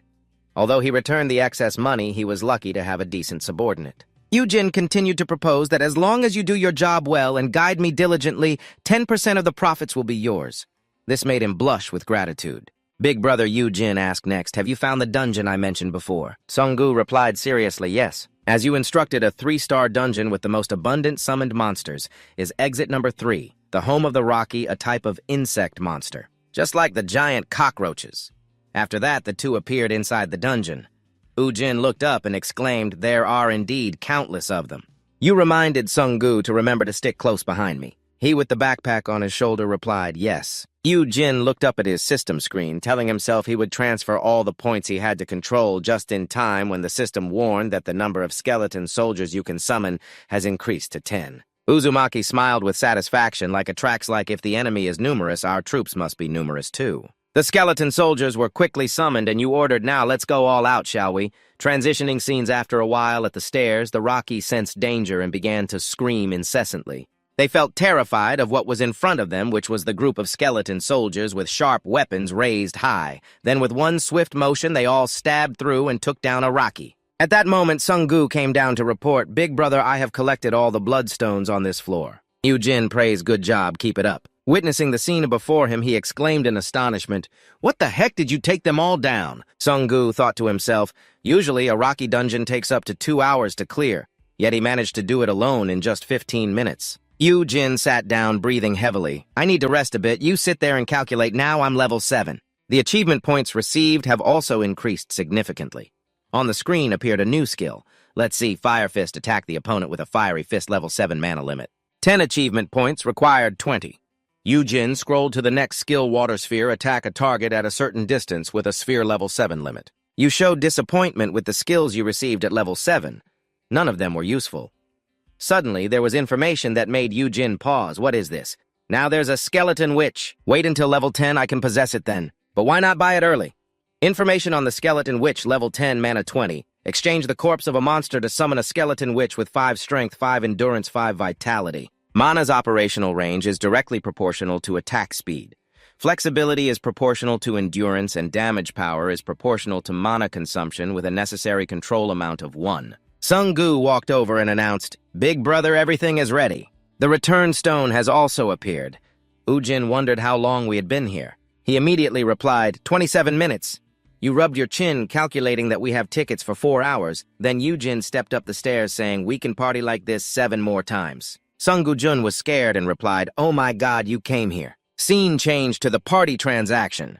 The Bloodstone staff handed Sung-gu a savings book and reported the information, 53.2 million won has been added to the balance. He responded, ah yes, thank you very much. After that, Sung-gu's face momentarily turned blank as he thought about the number. Then he was astonished and exclaimed internally, 52.3 million won. Sung-gu looked at the printed amount in the book and sighed. In just 30 minutes, he earned over 50 million won. At this rate, 400 million will be in hand in the blink of an eye. His hands trembled in surprise, calculating his percentage he would receive 40 million. Previously, I struggled through all the dungeons as a 1-star. In 2 months, I barely earned 30 million won, but now I can earn 40 million in just one day. Then Sung-gu exclaimed, "This is amazing, Big Brother." He turned to look at Woo-jin with a bright, appreciative face. "Big Brother, you are truly my savior." You smiled in response. "Don't get too excited, we still have 7 more times." "Don't celebrate too soon." Sung-gu followed behind Woo-jin, feeling excited. This was truly a heavenly opportunity. Being the assistant to the Big Brother is indeed a great idea. Scene changed to the Hammer Guild headquarters. Inside the office, there was only one person left. He was humming along to the music, enjoying himself. This person was standing by the coffee machine when the phone rang. He answered, saying, "Team leader of support team 4, Dungbin Tran, listening." The person on the other end replied, "Yes, team leader, it's me, Hemin." He asked back, "What's going on over there?" Hemin, standing by that glass door, replied, "I received an urgent report about a case this morning. 2 awakeners bought a 4-hour ticket to the dungeon, but these 2 guys are a bit strange." On the other end, Min-chan seemed indifferent. "Every day people die in the dungeon. What's so strange about that?" Min explained. Both of them returned intact, but the strange part is their entry and exit times. He continued reporting, "The first time they only took 30 minutes and then it was just 11 minutes. Oh my god, they just exited the dungeon again in exactly 9 minutes and 47 seconds. Hemin's voice rang out on the phone. "I won! Hurry up and bring the money here." Min-chan wondered, "What are you guys doing?" He replied, "We're betting on whether they can finish in 10 minutes. "By the way, team leader, why don't you try to find more information about those 2? Hemin added. "They say they were E-rank, but after witnessing it firsthand, I can confirm they must be more than that." This information astonished Min-chan. E-rank. He immediately turned on his computer and said, "Hold on. After I look up the information, I will call you back." Hemin replied, "Yes, team leader, good luck."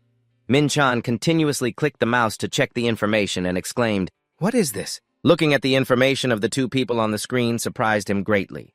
One had just registered as an awakener yesterday, while the other had registered 2 months ago. Name Kang Woo-jin, Awakening Ability, Soul Calling, Rank F. Name Hong Sung-gu, Awakening Ability, Fire Control, Rank F. Min-chan looked at the screen thinking about the 2 new recruits they had only been in for 10 minutes. They had already cleaned up a 3-star dungeon by themselves. He smiled, speculating Rank F.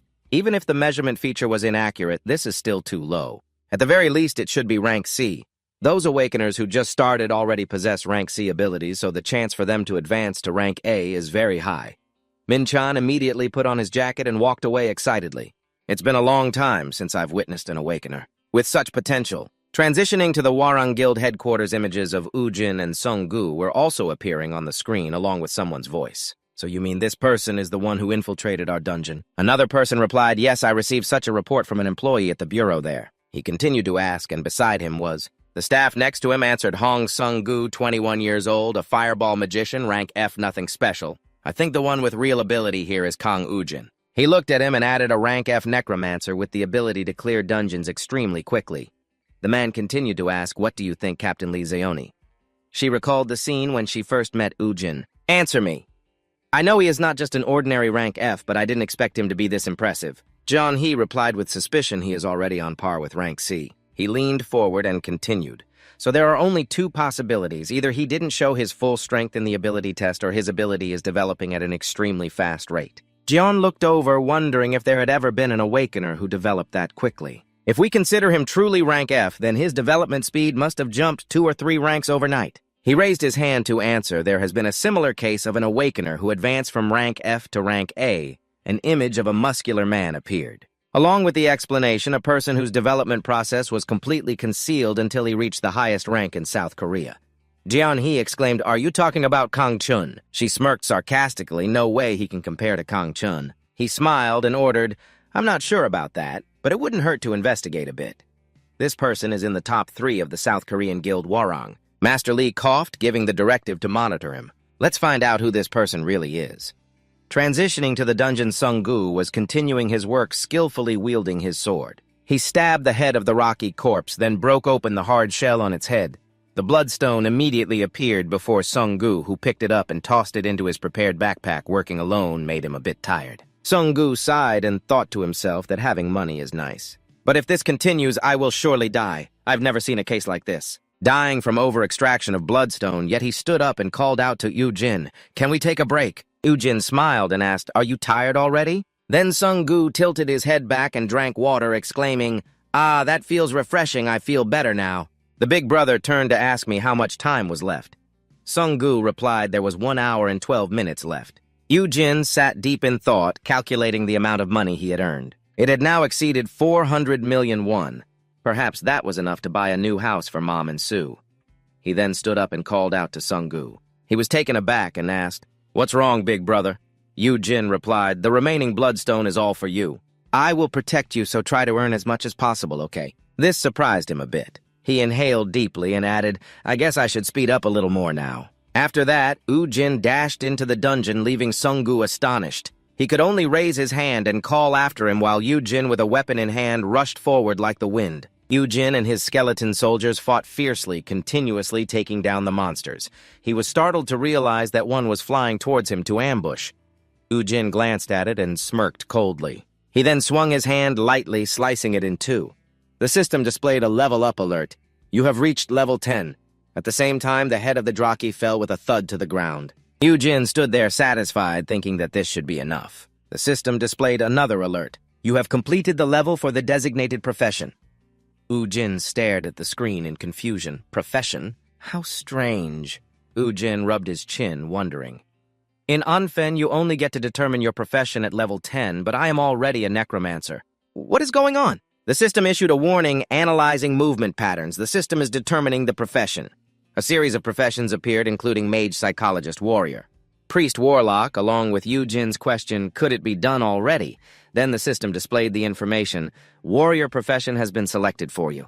You have received the warrior's reward, warrior's weapon." Yu-jin scratched his head in confusion. "What the heck is this A warrior? That's a bit annoying." "Becoming a mage would be more beneficial since the stats would align with those of a necromancer. If I had known this beforehand, I would have used magic instead of swinging a crowbar around." There was also a line about the warrior's reward, warrior's weapon. Yu-jin wondered, is this the profession reward? Immediately, a staff appeared before him. Yu-jin questioned, "Is this the warrior's weapon? Clearly, this is just a steel pipe." When he grasped it, a blinding light appeared, and its information also displayed steel staff, a weapon of a warrior similar to the lives of its owners. That is why it will develop according to its owner, ready to fight alongside you at any time. Effect boosts strength, restores stamina, state of deactivation skill, summon deactivation. Yu-jin raised the steel staff high, smiling, a growing weapon. I wonder what this will look like in the future. Now for the reward for the Necromancer Demon Crystal Seal. It was a bright red sphere. The Demon Crystal Seal is a type of magical stone that necromancers obtain upon reaching a certain level. Within the 7 seals reside the ultimate magics that skeleton soldiers cannot compare to. Just possessing them, Yu-jin can wipe out any enemy in Anfen that dares to eye his territory. Alando Yu-jin smiled, wondering, I'm curious about what I will receive this time. After that, the Demon Crystal Seal was unsealed and shone brilliantly. A beam of light appeared before him, and then a wing appeared in the light with someone's red eyes and golden hair. Along with full, luscious lips, he stared in astonishment, stammering, "Huh, is that Bibi?" The girl with demon wings behind her looked at Yu-jin and snapped, "Master, where have you gone?" He exclaimed in shock, Why is it you, Bibi?" She jumped up and hugged Yu-jin's neck, exclaiming, "I missed you so much!" "Master, did you ask the girl if she got stuck in Anfen? What's going on?" Bibi replied, "After you disappeared, all of us were locked in the sealing room." This left Yu-jin a bit confused. A sealing room. He thought to himself, could they have shifted space-time with me, weight sealing? The girl looked at him excitedly and said, "Master, I'm so happy to see you." Suddenly, something caught Bibi's attention. The girl sniffed the air and then turned around to ask, "What is that smell?" Yu-jin's face showed confusion smell. Bibi looked at the pile of rocky corpses below and replied, "Yes, I can smell the sigh hands of Janet from these." The answer startled him. He asked back what Janet. Yes, Janet is the demon from a mysterious dimension that invaded Anfen. He has killed 90% of the residents in Anfen. Yu-jin had never fought him directly, but his sigh hands were so numerous that it made him sick every time he saw them. Yu-jin stood there looking down and asked, "And now Janet intends to conquer Earth. If that's the reason these dungeons were open, then he worried silently. He thought he had escaped hell, but it seems the gates of hell are welcoming him once again." Scene changed to exit number 3. Gamebong Herman was waiting there. As soon as he saw someone coming, he raised his hand to greet Big Brother. "Here I am." Min-chan replied, "It's still not past office hours, you know." He quickly smiled apologetically, and then Captain Min-chan asked, "Where are the 2 of them?" Herman looked at the clock and replied, "They have been in for 8 minutes. They should be out soon." He added, "But these 2 are no joke. They have personally earned 400 million won." Hemin added, "If I had that kind of talent, I would have cleaned out the dungeon already." Min-chan realized the two who just left the dungeon were here. He stepped forward to greet them. "You two did great. Can we spare a few minutes to talk?" Min-chan smiled brightly, trying to persuade them. "Just for a moment." Ujin walked away without hesitation, giving a brief reply, not interested. He hurriedly called after him, "Hey, wait a minute." You turned back, wondering why you have to act all formal when you're making people go. Why ask from the start? Min-chan felt confused. What the hell is wrong with this guy? He smiled wryly and replied, "I apologize for being so rude." He raised his hand to clear his throat and said Min-chan presented his business card and continued. "Let me get straight to the point. Our Hammer Guild wants to recruit you two." Ujin continued to respond coldly, short, and to the point, not interested. Min-chan hurriedly called out, "Big brother." Min-chan called out loudly from behind, "Wait, it seems you don't have a good impression of the guild. Hammer is one of the top 3 guilds in the entire country, right?" He smiled and replied, "So you know about us." Min-chan continued to introduce, "Our guild only offers the best treatment for the most promising awakeners. If you two agree to join, we guarantee to provide the best support services."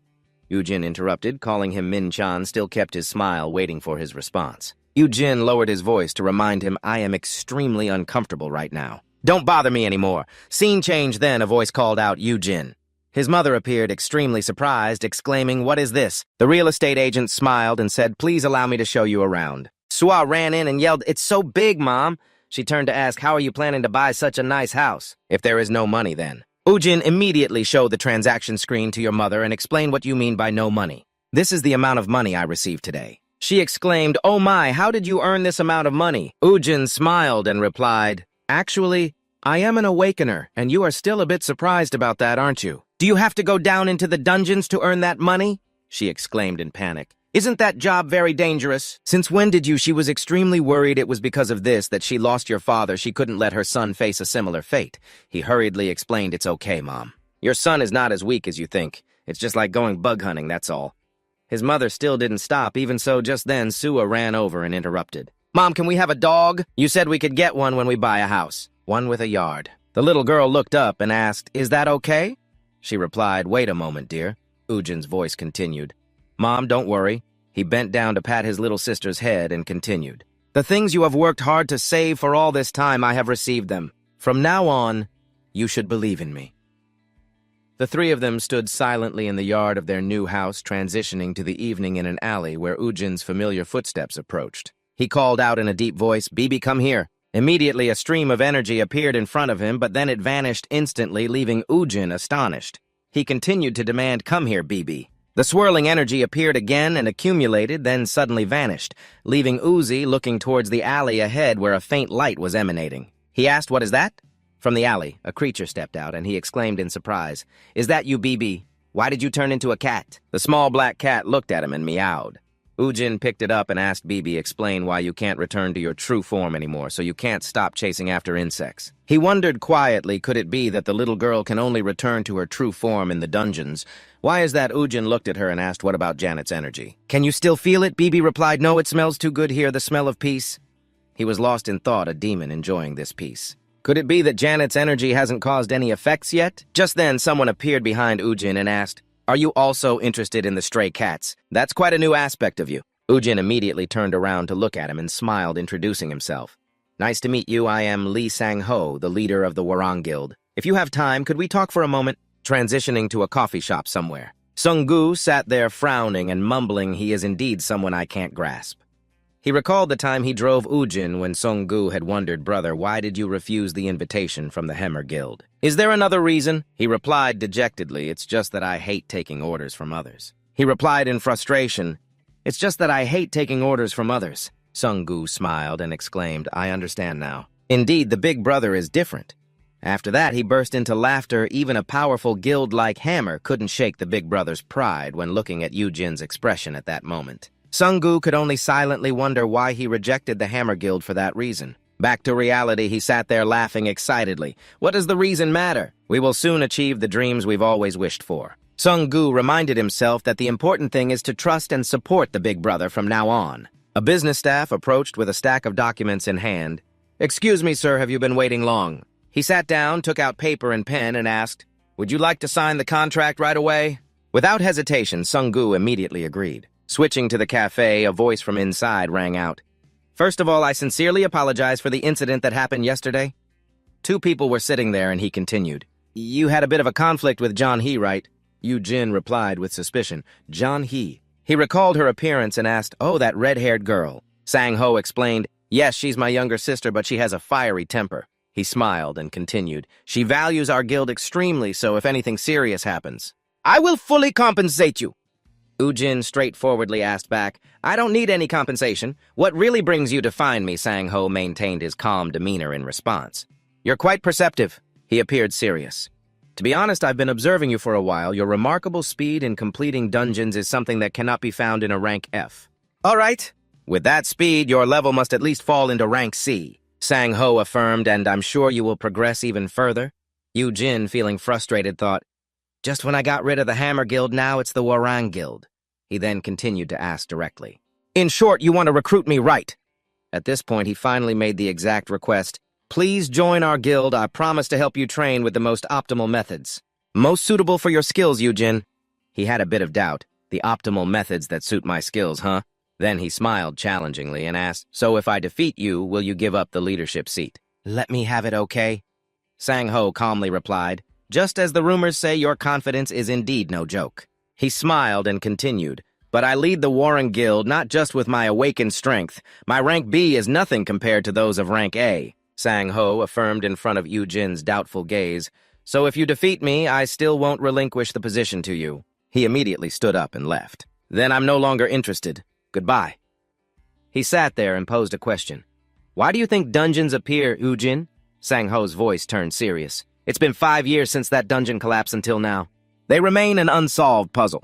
He continued his story. But every year the dungeons are expanding and more dangerous monsters are starting to appear. However, humanity is not cautious about these things at all.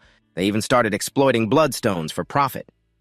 Yu-jin hesitated listening, but one thing is certain, the Earth as well as South Korea will be in danger if things continue at this pace. Sang-ho looked at you and confirmed, I believe that my mission is to gather the awakened ones to prevent that from happening. He made a suggestion, and I hope that you can lend us your strength to transition to the morning at the Hammer Guild. The sound of mice stealing echoed continuously. Herman sat there full of worry, not daring to make a sound. He looked at Min-chan's expression and thought to himself, oh God, it's already tough for him this morning. Just at that moment, information appeared on the screen that caught Herman's attention. He turned to announce that the captain of the two had reserved a dungeon at exit number 6 yesterday. This watch on. After hearing that, he snapped back, that bastard, huh? Why is he already whining about him this early? It's really annoying. He stood there mumbling he thinks he's so great, but he's only at rank C. Or Min added, Captain, this is a 4-star dungeon. This made Min-chan choke on his coffee. He immediately ran over to see what they had continued to book just for 2 people. Min-chan's eyes narrowed in suspicion. These bastards have lost their minds, haven't they? If it's just a support or mind bloodstone, then it's possible. No F-ranked awakened one would dare to step into a 4-star dungeon. Clearly, they are just 2 amateurs daring to book this type of dungeon. And they don't even know the basic information. Min-chan stroked his chin thoughtfully. What kind of skills do they possess to dare to complete it themselves? A 4-star dungeon, huh? He turned to ask, do we have a 4-star dungeon nearby? Herman replied, yes, it's at exit number 11 in the tunnel. Min-chan continued, they are right next to each other. Try to change the reservation information to that dungeon. He looked over, puzzled. Why aren't you giving up? Min-chan replied with a bitter smile. You fool giving up that monkey this time, I will definitely catch them. If you want to catch fish, you have to cast the line at the right moment. Transitioning inside, the BMW music played loudly. Sung-gu, while driving, marveled at how smooth this car was. He smiled and said, I prepared this one for you. Because it would be a shame to take you in that small car. Ujin laughed and asked, what's this one called, Render? This made him a bit confused. Is he from another world? Why doesn't he know what BMW is? Sung-gu cheerfully affirmed, yes, I will continue to serve you to the best of my ability. Ujin was satisfied and instructed, then do your best today. After that, both moved to the reserved place. A voice rang out, what is an F-ranked awakened doing in a 4-star dungeon? And there are only 2 of you. Sung-gu stood there explaining, we said it's fine. We came here because we are confident we can conquer it, but the supervising staff immediately dismissed it. I said no. He still tried to convince us we won't hold you responsible, just let us in. The supervisor seemed determined to self-destruct, so why did he come here instead of the Han River? No means no, this is the rule. Sung-gu stood there worried and unable to argue, then he sadly turned to Ujin, scratching his head in confusion, announcing that it was no good. They said we would never be allowed inside. I'm sorry, I should have researched more before coming. You replied gently.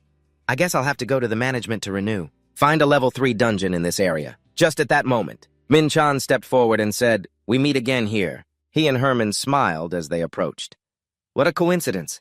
I'm sorry, but may I ask what you guys are planning to do? If possible, I would like to lend a hand. Min-chan's gaze radiated sincerity mixed with calculation.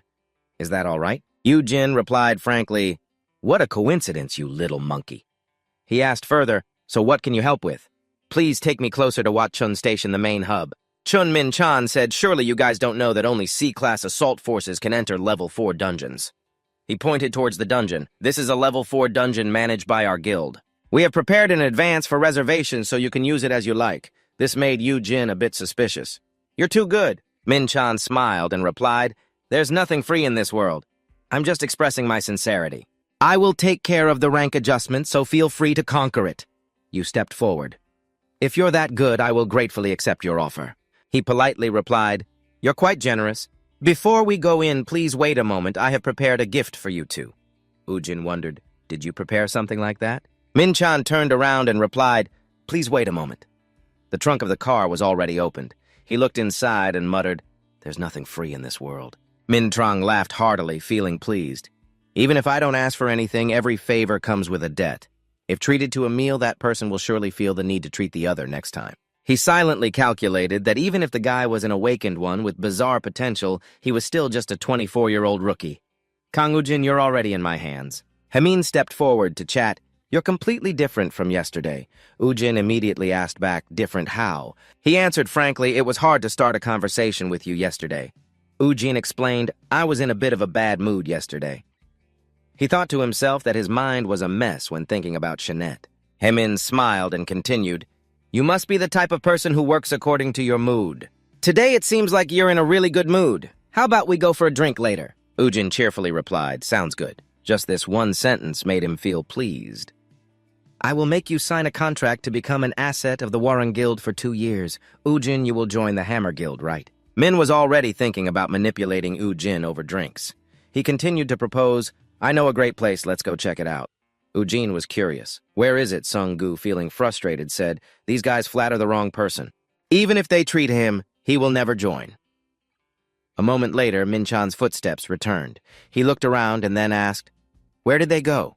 He-min replied, Into the dungeon. Hearing that, he trembled with anger and asked, Did they already enter the dungeon? Didn't I say I would go get gifts for them? He-min explained, Either way, you're waiting here until they conquer it. Why didn't you give it to them when they came out? The bag in his hand immediately dropped to the ground. Hemin's eyes widened as he exclaimed, Is this a survival kit inside the bag? These are the essential tools for a dungeon conquest. Min-chan asked in a deep voice what the new recruits wanted to challenge a level 4 dungeon. Knowing how much about high-level dungeons, he began to worry that the proposed level for conquering the level 4 dungeon was level D, with the captain being level C. Min-chan speculated that Kang Ujin was only level F on paper.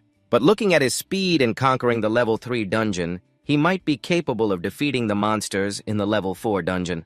However, the setup of high-level dungeon 46 is fundamentally different from lower-level dungeons. If they enter without any information or survival gear, even a high-level awakened person cannot safely return. He held his head in frustration. What a mistake! We wanted to express our sincerity, but ended up pushing them into a death trap. Inside the dungeon, Yu-jin sarcastically remarked, Is this really a level 4 dungeon? How strong can the monsters be? Sung-gu replied, I'm not sure anymore, as he looked at the pile of rats on the ground and continued. Could it be that its difficulty is lower than average? Yu-jin stood there and added, It could be. Searching for stones to return the dungeon became unusually quiet. He wondered why there were no stones to return. Sung-gu turned in surprise, No way. Yu-jin rubbed his chin, thinking it might be because his search skill level was too low. He then requested to go back and search again. The two continued walking in the dark dungeon. Yu-jin appeared confused. It's not here. What's going on? Sung-gu looked up and spoke. The entrance is up there. He gestured for Yu-jin to look and asked, What's that? Yu-jin was also drawn to the sight above. In front of the two, another gate appeared. He looked up, wondering if this was the reason the stones to return did not appear. Do we have to go through? Yu-jin smirked. I was just thinking it was too easy. It seems this is just the beginning. The two stepped into the gate. On the other side was a space dense with trees like a forest. Jin froze in shock as he saw what was in front of him, wondering if they had been transported to another dimension. Sung-gu suddenly called out in a serious tone, "Jin!" Jin looked over and saw him not wearing any clothes, immediately snapping, "What are you doing? You're going to blind me." Sung-gu pouted in response, "I'm naked too." At that moment, he realized that only their bodies had been transported. Deep within the forest, a loud roar echoed, causing the birds to take flight. The two stood there, one worried and the other excited. Jin confidently stated, "This must be the real beginning of the level 4 dungeon." After that, Jin took out clothes for the two to wear. Sung-gu looked at him curiously. "How many skills do you have?" Remembering earlier, Jin had taken clothes for him and requested, "Put on some decent clothes first." Sung-gu now thought to himself that he believed Jin could handle this situation. But he had no idea what Jin had been doing all this time. Jin was still staring at the screen in front of him, deep in thought. He calculated that he was currently level 10 thanks to the power of the skills transferred adding to his stats, which were even higher than most. Level 10 is different from normal, but if he had to face the level 4 dungeon, it would still be very difficult. Inside the dungeon, the skills of the spirit summoner were not enough, but if the number of enemies was low, Jin could still defeat them, even if he wasn't prepared. A series of notifications appeared. "You have acquired the unique skill of the warrior. You have acquired the warrior's intuition. You have acquired the warrior's wrath. You have acquired the leap. You have acquired acceleration. You have acquired steel fist." He held the steel rod in his hand and said, "Let's get ready to fight. You have accepted the acceleration. You have taken the steel punch." He held the steel rod in his hand and said, "Let's get ready to fight." "Level 31 is so strong, huh?" Transitioning outside the dungeon at the entrance, Min Chan stands there, placing his hand on the barrier, saying that this barrier has not disappeared yet. They have been in there for quite a while now. Herman wonders how long they can hold out. Will they be able to fight that crocodile? He furrows his brow and asks back with his bare hands. Herman then realizes that the survival gear is still here. A high-level dungeon does not allow anyone to bring any items from Earth. The only thing allowed to enter the dungeon system is items belonging to that very dungeon. Minchin holds his head and says that even if they can defeat that crocodile, they still have to face a bigger problem, which is food and water inside the dungeon. A loud rumble shakes the ground, sending dust and debris flying everywhere. Sung-gu anxiously announces that something is coming here. A giant crocodile bursts out from the dust, its agile steps pushing off the ground for momentum. After that, Jin jumps onto the back of the crocodile, marveling that this is the warrior's instinct. Why not try experiencing what it's like to face a level 31 crocodile with its mouth wide open? Outside, Minchan is still worried. Even in the Amazon rainforest, it would be very hard to survive without those essential needs. The danger level here is much higher. Hemin beside him feels somewhat discouraged, truly avoiding a melon peel, only to encounter a coconut shell. In another scene, a skewer of grilled meat is over the red flames. The food is perfectly clean, and the skewer of meat Sung-gu holds in his hand is delicious. He smiles while eating, exclaiming that it tastes amazing.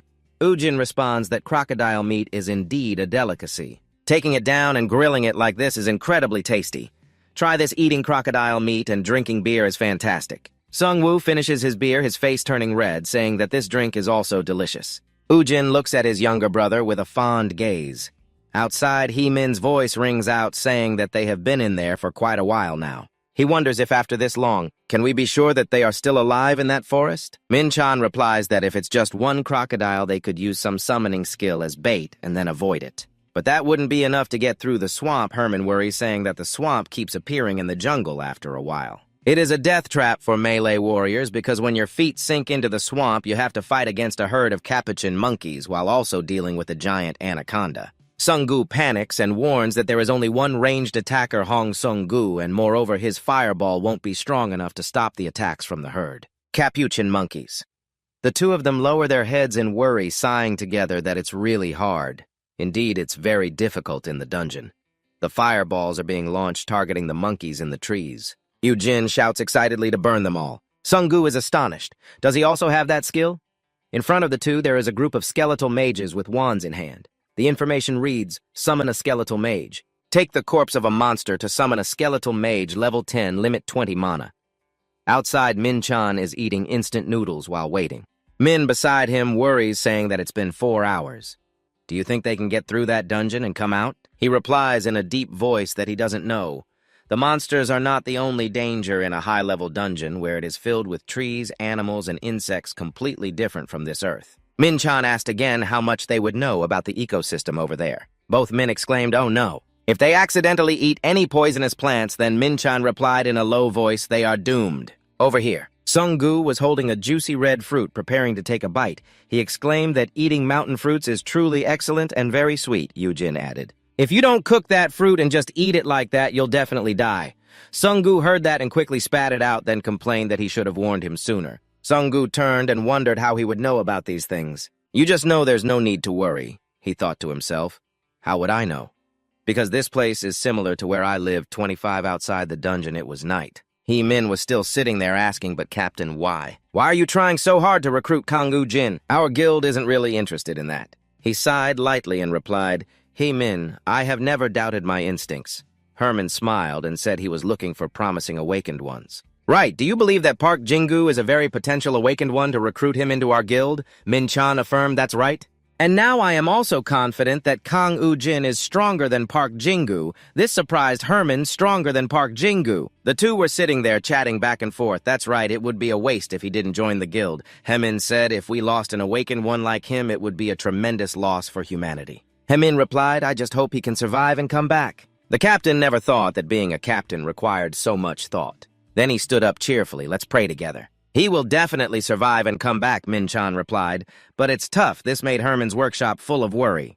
He continued, "The Guardian of the Return Stone is an incredibly difficult opponent." Hearing that, Hemin thought to himself, "Who doesn't know that? We just need to pray for him to come back alive." Min-chan rubbed his head and said in a deep voice, "He might be dying soon." Hemin frowned. "Can you not be so pessimistic?" Inside the dungeon, the two had passed through the forest and arrived at a drier land. Sung-gu widened his eyes, looking ahead, and said, "That's the return stone in front of them." The stone sparkled above something resembling an altar. Sung-gu walked towards it and complained, "Finally arrived at this damn place." Immediately, Yoo-jin reached out and grabbed his collar, pulling him back as the ground in front of them suddenly sank. Revealing a trap, Sung-gu exclaimed in fear, "A trap, I almost died." He turned and thanked him. Yoo-jin's gaze was now highly focused upon seeing that. Sung-gu also turned to look and asked, "What are you looking at?" Yoo-jin was startled and amazed when he saw it. "A bunch of brain monsters with sharp teeth," he exclaimed. "What are these?" Yoo-jin said softly, "This is a bit unexpected." "Aren't they brain demons from Anfin?" In front of the two were warriors and brain wizards with levels from 41 to 45 in Anfin society. There were humans, monsters, dwarves, beastmen, and other races. The brain goblins are one of them. But why are they in this secret realm?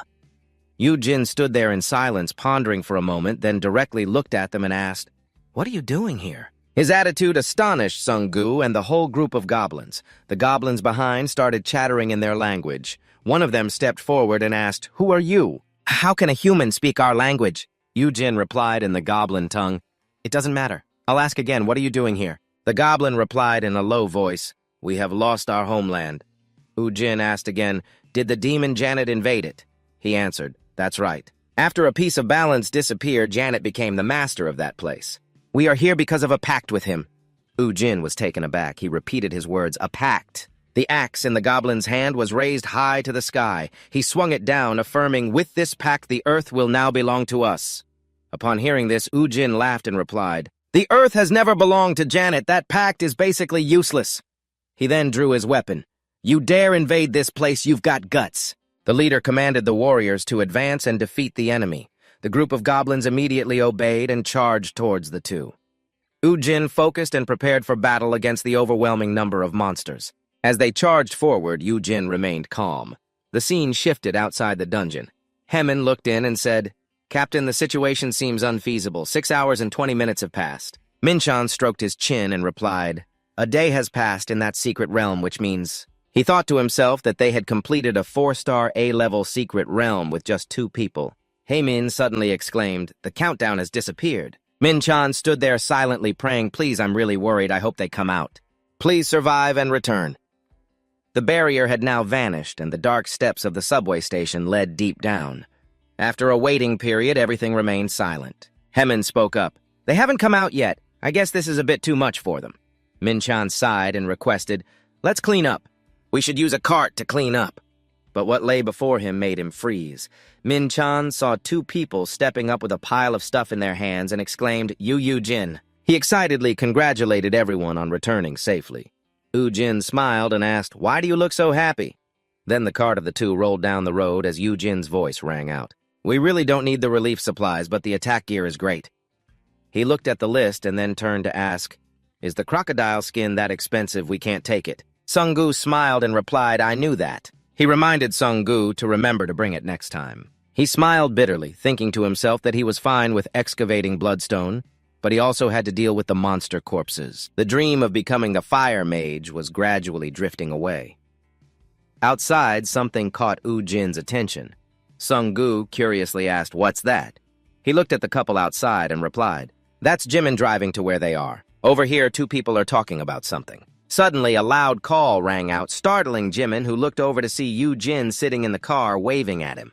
Jimin was a bit surprised and called out, and the girl next to him looked a bit confused. Yu-jin asked if he was on a date with his girlfriend. Jimin explained, no, that's my sister. He then introduced, sister, this is my brother who has helped me. I've told you about him. After hearing this, she hesitated and asked, is he Kang Ujin?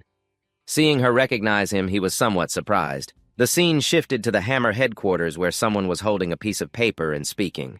The vice president's position, he asked if it was worth doing everything to this extent. Just then a beep sounded and a voice announced that Vice President Park Jin-gu was here. He entered and spoke, Captain Dung, you are here too. Min-chan immediately left, replying, yes, I'm getting ready. Please continue the discussion.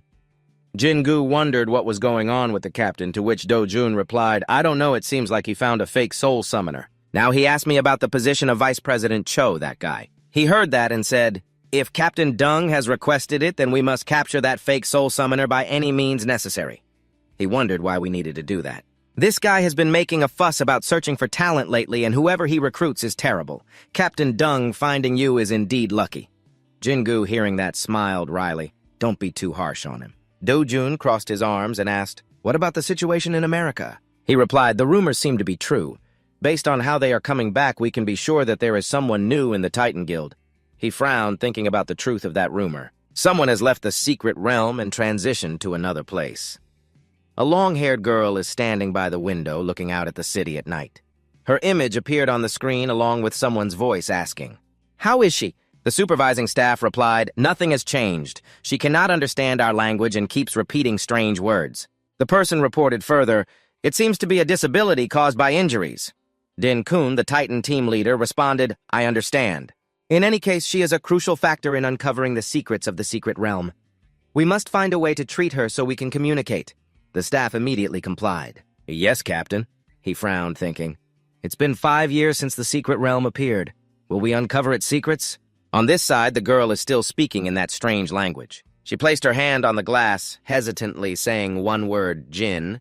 Then she voiced the name of the boy, Kang Ujin, from the old building where a few rooms still had lights on. Transitioning inside, the study lamp was still on, and the calendar was filled with circled days of victories. Despite it being late at night, someone was studying in the room. Jimin was sitting doing homework while sighing with worry. What if I'm worrying too much? Nothing will happen, right? He recalled the scene from the afternoon, feeling even more confused. I can't understand what he's thinking anymore. Ujin, sitting in the car friendly, looked up and invited, we're planning to go eat barbecue. Do you want to join? Transitioning to a barbecue restaurant open at night, he drank a cup of alcohol and was pleasantly surprised. Wow, I didn't expect G1 to be Jimin's sister. Kujin at that time kept praising 2500. It's been 5 years and you're still so beautiful, right? She reacted with panic, continuously waving her hands. I don't, but hearing that makes me laugh. You're too modest, Sung-gu said. She used to be the most popular girl in our school. Maybe half of the boys had a crush on her. He heard that praise and had to join in. Oh, she must have been a real beauty back then. G1 was extremely shy at that moment, waving her hands to explain. Oh, not to that extent. Ujin blushed, recalling the past of pursuing her. Wow, I was also among half of those boys. Her image in his eyes was always radiant. She was lively, beautiful, and friendly with everyone. G1 lowered her head, blushing, and wondered, is Ujin always so talkative? Suddenly, he turned to her, confused and curious. But why are you wearing a hat? Did you forget to wash your hair? She was a bit startled and turned to stammer an explanation. It's just that I like wearing hats. Sung-gu also felt somewhat awkward sipping his drink while glancing at me, knowing that the older brother is very straightforward, and Ujin's look seemed a bit uncomfortable, suggesting it was quite inappropriate. Why don't you just sweep it away? But Ji-won shyly shook her head and waved her hand to refuse, saying she was fine. Even he, sitting next to her, was surprised by this behavior. But how could he say that to a lady? Then Sung-gu suddenly widened his eyes, taken aback, mouth agape. Wait a minute, after a while, he finally guessed the reason. Could it be that his older brother has never dated before? But Yoo-jin at this moment was oblivious, enjoying the food. This steak is really delicious. Sung-gu helplessly accepted the fact that his brother's words to her were completely well-intentioned. But he himself looked around and realized that the atmosphere shouldn't become this awkward. To break the awkward atmosphere, Sung-gu suggested that his brother and sister play a game. Hearing this, he was a bit surprised, emphasizing what kind of play. He insisted on the importance of games. When drinking, how could they skip the games? Yoo-jin still maintained a confused expression. Glancing over why suddenly play after a round of drinks, the singing echoed. A duck spread its two wings. Sung-gu picked up a bottle as a mic to sing. He shouted that the readers over there were a bunch of cheap fools. He got heated and splashed his clothes, continuing to sing, "Oh, winter, please let it snow so that the heads of those fools break." TR and his readers could no longer stand it. Yoo-jin voiced his annoyance, reminding Sung-gu why he didn't sit down before he made him break his head. Then he turned his face to the side of the table. It seemed Yoo-jin was looking at Ji-won, who had her head down. She was completely drunk. Suddenly, Ji-won, who was lying down slightly, moved. The hat from her head gently fell onto the table. Sung-gu abruptly fixed his gaze, staring intently. He couldn't believe his eyes, continuously rubbing them. Am I so drunk that I'm seeing things? The blonde girl who just walked in quickly started discussing, "Hey, looking at that girl's head, doesn't it seem like it's burned?" After looking closely for a while, Sung-gu felt awkward and stammered. Older brother, the head of the older sister, it seems. Yoo-jin also glanced down at the scar on Ji-won's forehead, which was exposed without a hat, but he didn't care too much and reached for the cap. Discussing what nonsense, Yoo-jin calmly asserted that she was still very beautiful. After that, he turned to urge Sung-gu to finish drinking and go home. Hearing that, he quickly replied and complied, yes. Transitioning back to the apartment of the two sisters early in the morning, Ji-won just vaguely opened her eyes, rubbing her head. "My head hurts too much." She sat up and looked around, surprised. "Oh, is that Jimin standing in the kitchen, turning back to ask, 'Oh, you're awake?'" She was startled and realized, confused. "Oh, we're home. How did I get back?" He turned back to explain and urged her, "Have you forgotten Yoo-jin took you home? Wash your face, I'll make some soup." Ji-won also got out of bed and walked into the bathroom. She looked at herself in the mirror, confused and unable to believe it. Huh? Did I sleep without taking off my hat? Suddenly, Ji-won's eyes widened in surprise as images from last night flashed in her mind. She remembered that Yoo-jin had carried her home. She stared blankly at her scar in the mirror. He saw it already. "I was attacked by a monster during the dungeon explosion 5 years ago." Ji-won looked at the scar that brought back painful memories from the past, and the consequence was this scar. She looked at that flaw filled with insecurity. She didn't want him to see it at all. "I just wanted him to see me as I was back in school." But suddenly, Ji-won remembered Yoo-jin's affirmation. After all, she was still very beautiful. Her lips parted slightly in surprise. Ji-won held his hat in his hands, bowed his head. His heart raced as the scene shifted back to their high school days. The bell rang, signaling the end of class. The teacher turned around, wondering whose turn it was to clean today. Yoo-jin heard that and raised her hand, shouting, "Me!" The teacher then asked, "Who else will clean with you?" Suddenly, a small hand was raised above. He saw that person also looking confused, turning to Ji-won, who then spoke up to report, "It's me." The teacher, seeing this, gave the two a few instructions. "So after everyone leaves, you two start cleaning, okay?" After finishing the cleaning, Yoo-jin locked the door. She stood behind and asked worriedly, "We didn't forget anything, did we?" You turned around and replied vaguely, yeah." Ji-won looked at her, seeming quiet on the way home. Suddenly, she turned to share, "Yoo-jin, you're a bit quiet, just like my little brother." No matter what I said, the boy only replied with, But after hearing that, Yoo-jin just responded with, "Oh." Hearing you talk, Ji-won smiled happily and reminded him, "Finally, in the second semester, we can talk to each other. From now on, let's talk to each other more." Suddenly, she turned around to ask, "Oh, right. I have something to tell you. Can you come here for a moment?" Yoo-jin was somewhat surprised and asked, "What is it?" She leaned close to his ear, about to say that it was BB, who was currently leaning down to wake Yoo-jin up. "Wake up, master. You slept so well, cat, open your eyes." Feeling very annoyed, Yoo-jin was not very happy and suspected, "BB, did you cast a spell on me while I was sleeping?" The scene shifted to the spacious hotel lobby where he stepped out, and Sung-gu immediately asked about the situation. "Hey, big brother, did you sleep well?" Yoo-jin didn't answer but sat down and asked back, still looking for a 4-star dungeon. He quickly nodded to confirm the information, yes. Sung-gu continued to type carefully on the computer. He was trying to find a dungeon and his face showed clear signs of stress. But the number of 4-star dungeons is not many and they all belong to the major guilds, so it's hard to find. You looked up and sighed, wondering, so what should we do? At most, we can go back to the 3-star dungeons. After a while of looking up at the ceiling, Ujin thought it through. You took out your phone and dialed a familiar number. There's a way. Ujin smiled with delight as the voice from the phone sounded urgently. I'll be there right away. Please wait a moment. But you hurriedly set a specific time, 15 minutes. I can only wait that long. The person on the other end was also in a hurry to get there. Sung-gu, hearing that, waited and then asked, Big brother, who did you just call? But Ujin asked back with a hint, who do you think that is? He picked up the phone and smiled, suggesting it was someone who would give us everything unconditionally. After a while, the door unexpectedly opened, and Min-chan rushed in, panicking. Ujin turned his face out, smiling with satisfaction, praising him for being quick on his feet. He was panting, drenched in sweat, and asked, Sorry for making you two wait so long. Do you need my help with something? After a moment, Min-chan sat down, opened his computer, and exclaimed, Oh, you two are looking for a 4-star dungeon. The dungeon forum is quite popular, but not very professional. He had a determined look in his eyes and assured them to wait a moment. Sung-gu glanced at the screen, curious. Oh, is this the exclusive program of the guild? Min-chan didn't say much, just confirmed clearly that each guild's support team specializes in these areas while typing on the computer. After hearing this, he was surprised. Oh, Min-chan looked up and started to invite. Did you two spend the night at this hotel yesterday?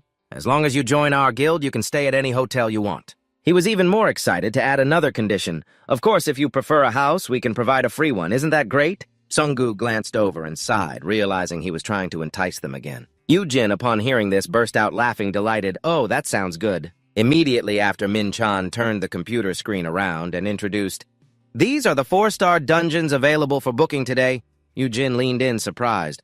Oh, we can book right away. He also laughed, pleased, praising, Wow, the guild is really convenient. The screen displayed detailed information about the Hammer Guild's dungeon booking system, exit number 2 at Seoul School Station, exit number 6 at Su Seoul Station, exit number 5 at Gongkook University, exit number 4 at Jackson Station 4-star rating. Min-chan heard that. He puffed up his nose in praise. You're too kind.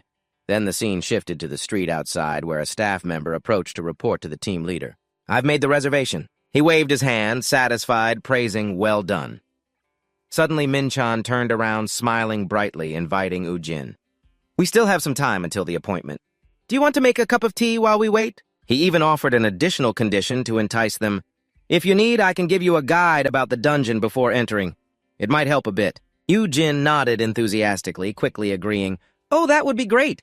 Min-chan leaned in closer, emphasizing that this is high-quality information, collected by our guild. You can trust it. But upon hearing that, Ujin only said a few words to brush it off. I'm so excited! Suddenly, Sung-gu turned to look intently. He sees something strange and excitedly shouted, Look, the dungeon is restarting! Sung-gu observed in fascination and confessed, This is the first time I've seen it with my own eyes. Min-chan was also startled, surprised. Then he seemed anxious, turning back to urge, Damn it, hurry up and contact the guild. Hearing that, he quickly took out his phone to get in touch. Yes, the dungeon on the other side is still undergoing the process.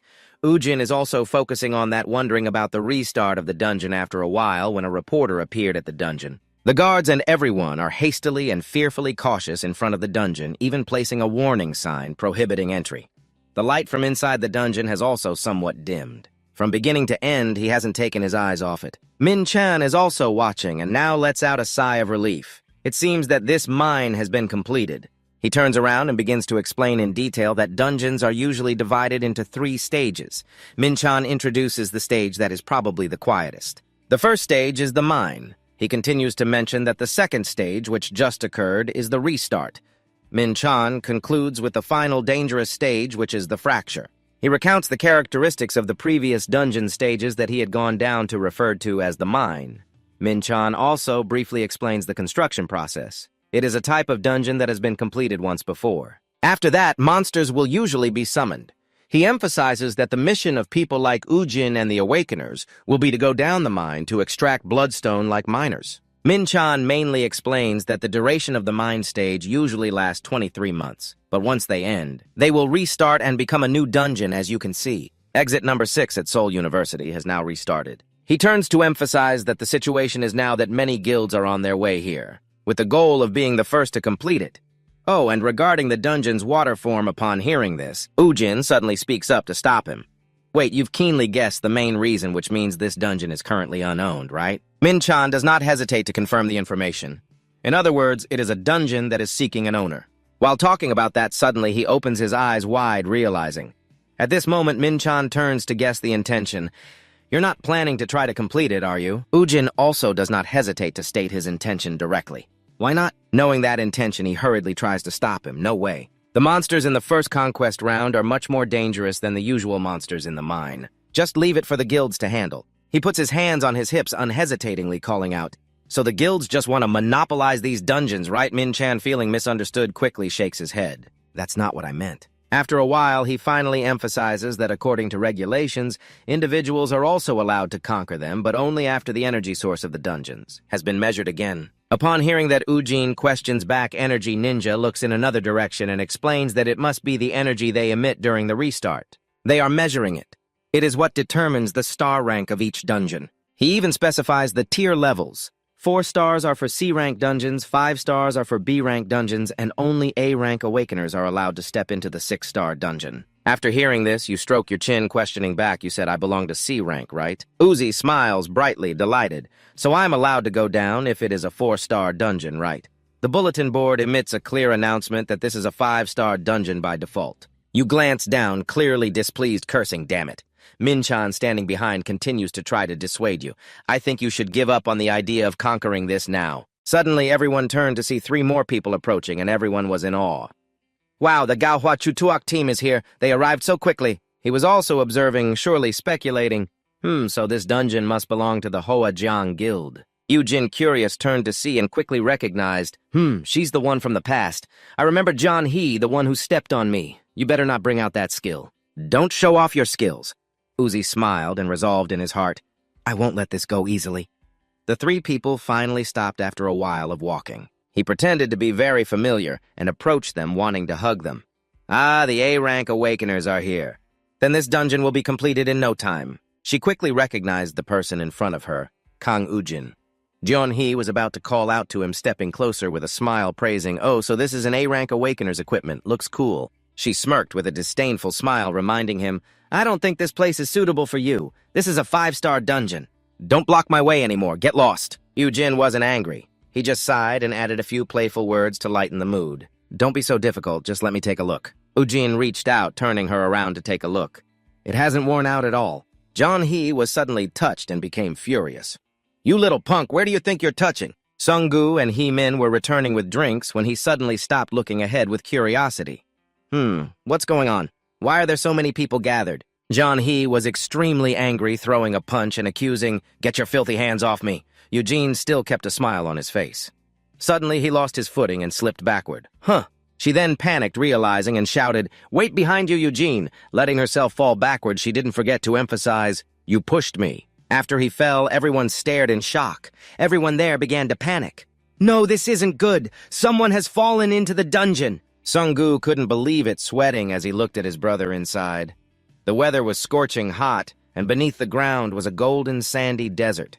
Uzin stepped in, looking at the surrounding scenery. Last time it was a rainforest, and now it's a desert. He quietly and carefully stepped into the desert. Suddenly, Yu-jin was thrown straight up. It opened its mouth, shooting up from the sand dune. He jumped up high, still keeping calm. What a friendly greeting.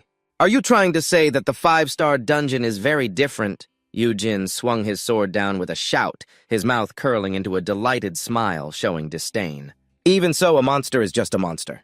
What's the difference?" But right after that, its body surprised Yu-jin. It seems fine." He was sweating, confused. "What the hell?" From all sides, Yu-jin was surrounded. Oh no! They were like giant worms swallowing him whole, but after a while there was still no movement.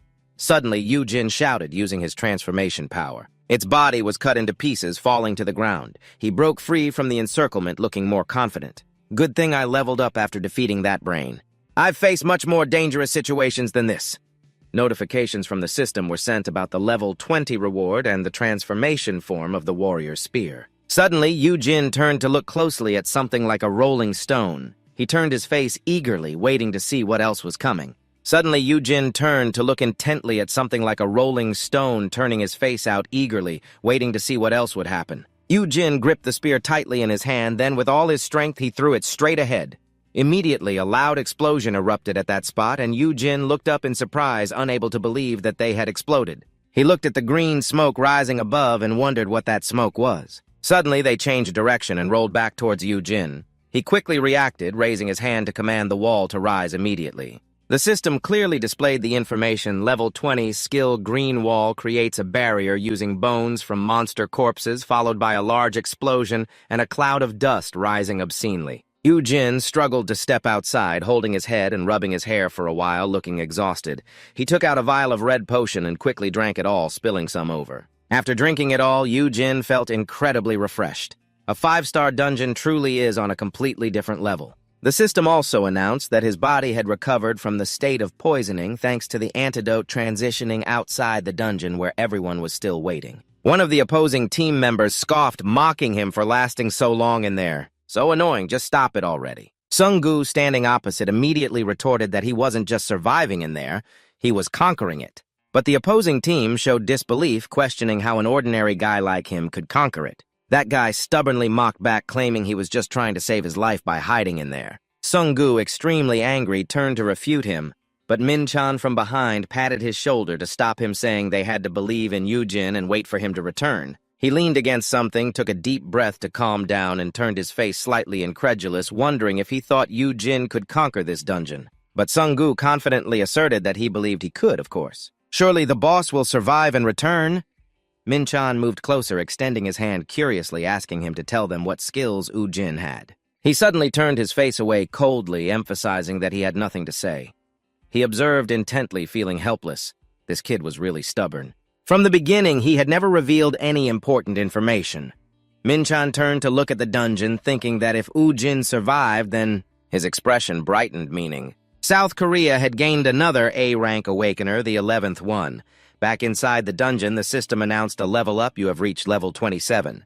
After a few more strikes, the system announced another level up. Level up, you have reached level 28. In a short time, the system announced that he had leveled up 3 times. Level up, you have reached level 29. Yu-jin planted his spear down and sighed in relief. Just one more level and he could unlock a new summoning skill. The sun in the desert was still harsh and incredibly uncomfortable. Yu-jin persevered, walking forward. Just how vast was this desert? He still hadn't seen a stopping point when suddenly he opened his eyes wide in surprise. Yu-jin had discovered a castle from afar. It was the transition scene as he ventured deeper into the abandoned city. Lucretia. He looked up curiously, observing that he couldn't sense anyone's presence here. Was it truly abandoned? Suddenly, an unexpected attack appeared. Yu-jin quickly sensed the danger and deftly dodged to the side, avoiding the blow. Yu-jin covered his face, looking annoyed, wondering who the hell it was. Immediately, a voice responded. It was Naga, looking fierce, asking who he was and why he dared to offend this sacred temple. Yu-jin was still bewildered, not understanding what was happening. A temple. At that moment, Yu-jin realized it was this temple. No wonder it looked familiar. It turned out to be the shrine of the goddess Arya. Hearing the familiar name, Naga was surprised and asked back if he knew the goddess Arya. Yu-jin calmly replied, naturally, of course. How could I not know about the goddess Arya of Anfen? While in the middle of speaking, you suddenly turned to question why Arya's disciples invaded Earth. Could it be that Janet has defeated Arya? Upon hearing that, he became extremely angry and demanded not to involve our goddess. We only teamed up with Janet a little to punish the cultists. Yu-jin, surprised by this, asked back, and the Naga cult did not hesitate to quickly confirm it. He even bluntly and cruelly declared that we would punish the traitor. After fleeing to Earth, the nun caught wind of the information, and you began to suspect that the nun was on Earth. Yu-jin raised his spear, ready to threaten them, asking if they wanted to capture or kill the nun. I don't care about that, but I forbid you from touching Earth. You pointed your spear forward strongly, declaring just like how you protect your goddess and your temple. I feel the same way about Earth. Naga also raised his voice, lifting his weapon politely, saying, I respect your wishes. If that's the case, I will summon my comrades, then declared that we would kill you before entering Earth. Yu-jin turned around and was shocked to realize they were invisible. He turned back and sighed. It's a bit crowded back there. Ambushing others is my specialty after all. Yu-jin had to frown, reflecting that he did not sense their presence at first. Upon arriving, he looked up to confirm that he felt no existence here at all. But soon after, he was unexpectedly attacked. In the end, Yu-jin had to accept the truth that he would probably have to acknowledge their stealth skills were superior to his tracking skills. He looked at the overwhelming number of enemies and reflected that with his current skeleton army, it would be very difficult to fight them. After a while of contemplation, Ujin decided to use skill points to upgrade his summoning skill to level 20. Immediately, the skeleton army underwent changes, becoming sturdier and taller. They were immediately equipped with weapons, and the skeletons looked even more unusual. The system sent a notification explaining that the summoning skill had leveled up to 20, and the skeleton forms would change according to their rank. They now had shields and swords ready to confront. Ujin's tone became more confident. Even so, he gripped his spear tightly and smirked, declaring, "I must fight to determine the victor." Naga also began to get excited, smirking as the monsters on this side initially displayed aggressive attitudes and the skeleton army charged forward with shields and swords. Two swords clashed loudly against each other, and the battle became increasingly intense and terrifying. Ujin turned around to see a sharp sword lunging at him, quickly reacting to attack from both sides. Suddenly, from a distance, three things rushed toward him. Ujin quickly jumped back to dodge the attack, nervously turning his head to see and looked up to see three figures hiding. He was immediately furious at these bastards. He quickly raised his hand to command the skeletons to attack, but he was faster hiding behind a wall. Seeing that he missed, Ujin was extremely angry. He took that opportunity to stab him from behind, killing him. But at that moment, Ujin was quicker, calling forth a wall to shield himself. The smoke and dust flew up from the ground, and Ujin glanced outside cautiously. They showed no signs of yielding at all. He quickly distinguished the significant differences in rank between their side and his. But the biggest problem was that their forces were numerous and had an advantage in close combat. Ujin clearly listed the strengths of the opponents, not to mention that they could utilize the terrain for attack and defense, making it difficult for his side to approach them. Ujin clearly listed the strengths of the opposing side, not to mention how they utilized the terrain for attack and defense, making it difficult for their side to approach them. Ujin began to find himself in a disadvantageous situation. It seemed both Bibi and the minions were useless in the current situation. Although the minions seemed more useful, he looked around the battlefield, anxiously worried that their speed in eliminating his troops was even faster than their own in defeating the enemy. With such a disadvantageous situation, Ujin tightly gripped his weapon and made the final decision. There was no choice but to proceed. The scene shifted back to the real world outside. It had been 10 hours since the accident, but the barricade showed no signs of disappearing. The victim of the accident, Kang, was confirmed to be a C-rank awakener. They even had a reporter on site, and the fact that he was still alive was considered a miracle. The guild leader crossed his arms, watching with suspicion. Did he even go there just to get more famous? He stared intently, looking angry, having gifted the Warring Guild a 5-star dungeon. And yet he still dared to show his face here. Humph! When I get back, I will reprimand him at the scene. Min-chan brought over 8 food items to comfort him, saying, "Eat something while waiting. The minimum time to conquer a 5-star dungeon is 12 hours, but I don't know what the maximum is." He lowered his head, blaming himself. Surely the boss is facing many obstacles in there, yet I'm still sitting here. Finally, Sung-gu agreed to take the 8 black bean noodles, then he broke off a piece and decided to eat first. The scene shifted back inside the dungeon. The minion was lying on the ground. He used a sharp weapon to stab straight into its face, then decisively pulled the weapon out. Naga approached him, speaking disdainfully. "With just this, you dare to invade the shrine." But at that moment, Ujin just smiled and said, the 5-star dungeon is a bit more troublesome than I thought." Hearing this, he found it ridiculous and mocked. "You can still boast such words." But right then, Ujin confidently asserted, "It's not boasting." He stood up wearing a proud smile and took out an item saying, "Look, I've leveled up." Naga was suddenly blinded by the light and covered his eyes, exclaiming, "What the hell?" The surroundings began to change strangely. A gigantic hand slammed down on the ground, something with massive muscles rising up. Naga looked up in shock, unable to believe what he was seeing. Seeing it appear, Uzi quickly smiled. "Long time no see, Don Deep." He proudly rode on Don Deep's back, and the system simultaneously sent another notification. "Summon Golem! A sand golem has been summoned to a designated area." Ujin glanced down clearly, showing a smug expression, and without hesitation quickly ordered it to act smash it. The Deep City immediately slammed his giant hand down on the ground and turned back in panic, calling for reinforcements as the warriors assembled into formation quickly. But Ujin was not to be outdone, immediately ordering his subordinates to advance. He also roared fiercely, and the opposing legion readied their weapons, preparing themselves mentally. A loud commotion erupted right at the temple of the goddess, causing the space to become desolate and empty.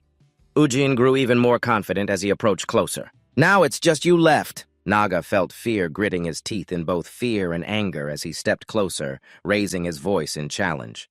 "Aside from numbers, do you have anything else to show me?" He was filled with rage and cursed back at the bastard.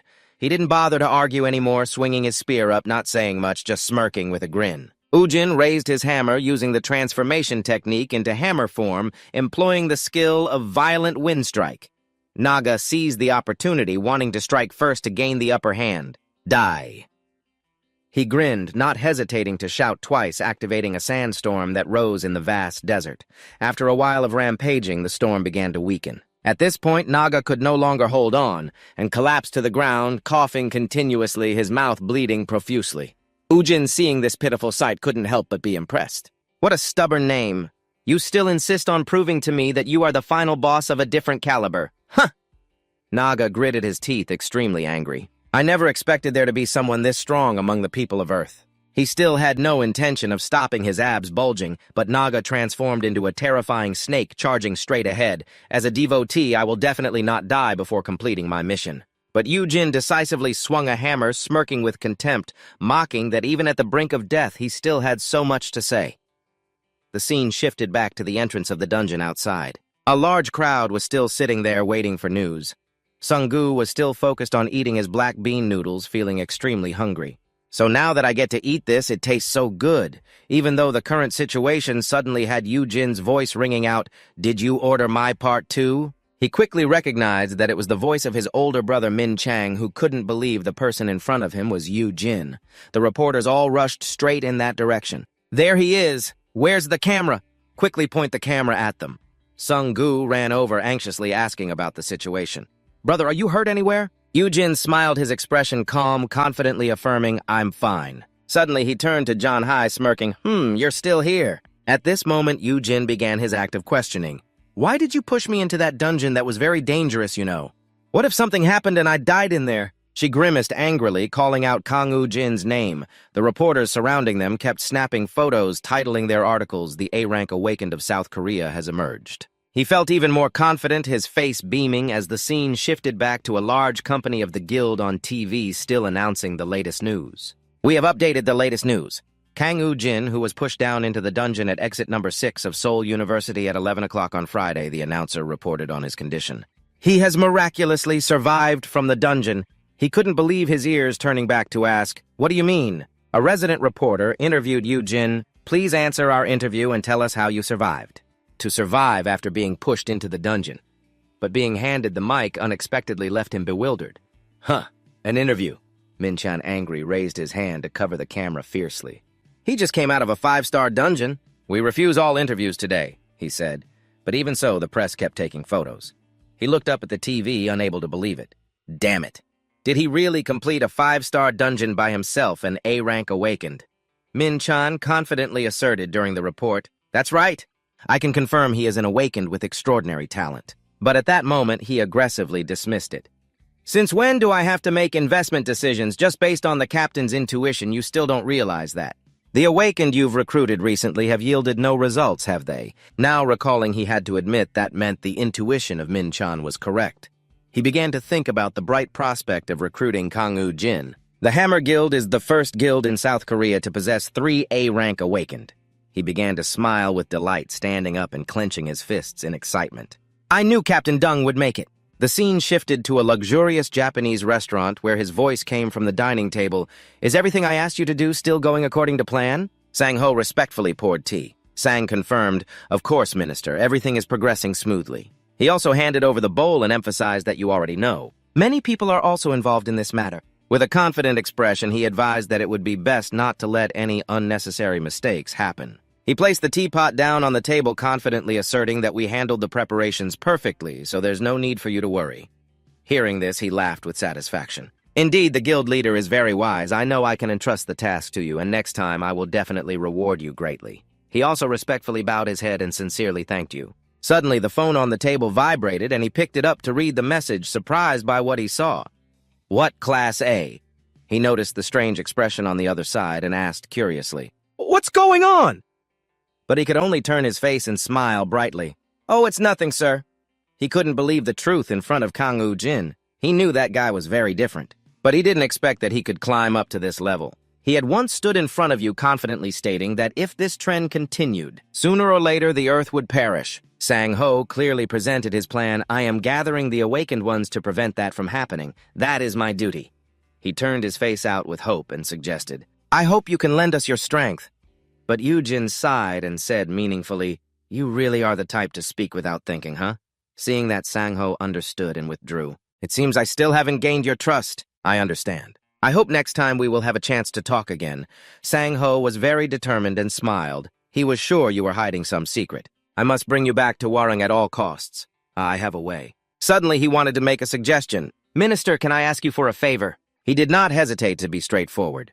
Oh, if it's the guild leader, feel free to speak. Sang-ho first responded with a bright, polite smile.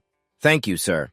He revealed a sinister expression and straightforwardly requested, There is someone I want to bring into this plan. Transitioning to the apartment of the two sisters, there were sounds coming from there. How could you do this to me? The arguing voices continued to echo. I'm sorry, but loving someone isn't a crime, right, you crazy person? If you admit your mistake and ask for my forgiveness, I could give you a chance. I'm sorry, but your feelings for her are deeper than mine. The angry voices kept on ringing. How could you bastard? After a while of enduring, Jimin turned to ask, I'm studying to prepare for the upcoming test. Can you two lower the volume a bit? Ujin heard this and turned his face in surprise. I won't make it hard for you. I'll quickly lower the volume. Sunggu, feeling a bit shy, also felt guilty. Sorry, kid. Just then, Jimin Bibi raised his hand and called out with a meow.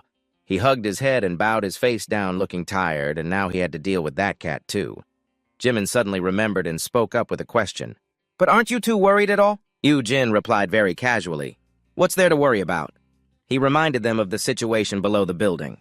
It's been 3 days since the reporters gathered down there like ants, he confidently asserted. And then they will get discouraged and go home. Let me stay a few more days, okay? Then Uji quickly turned to another topic. Why talk about this? Just go out and buy us a few tangerines. Sunggu excitedly raised 2 fingers. Buy 2 bags, okay? Jimin Bibi below also agreed, calling out Mio. His face darkened as he turned to remind this guy. I'm in the middle of exams, you know? You waved a few bills, emphasizing that the extra money would be a thank you for letting us stay a few days. Jimin also made an effort to stand up and ask if the other two needed anything else. Suddenly, Ujin's phone rang. He picked it up and asked about his mother's situation. Yes, Mom. There are no reporters bothering you anymore, right? But after listening for a while, Ujin panicked. What? They're still coming. After a moment, he calmed down and said, Okay, if I have the chance, I'll drop by to get it from you later. Sunggu anxiously asked about the situation. Hyung, what's going on? Suddenly, Ujin's tone changed. He unexpectedly turned around, waiting for an answer. Yes, you suddenly asked a strange question. Is North Korea still not unified? Sunggu innocently looked up to confirm, yes, we are still divided. Ujin was extremely furious and asked again, that dungeon thing has appeared and we still haven't unified.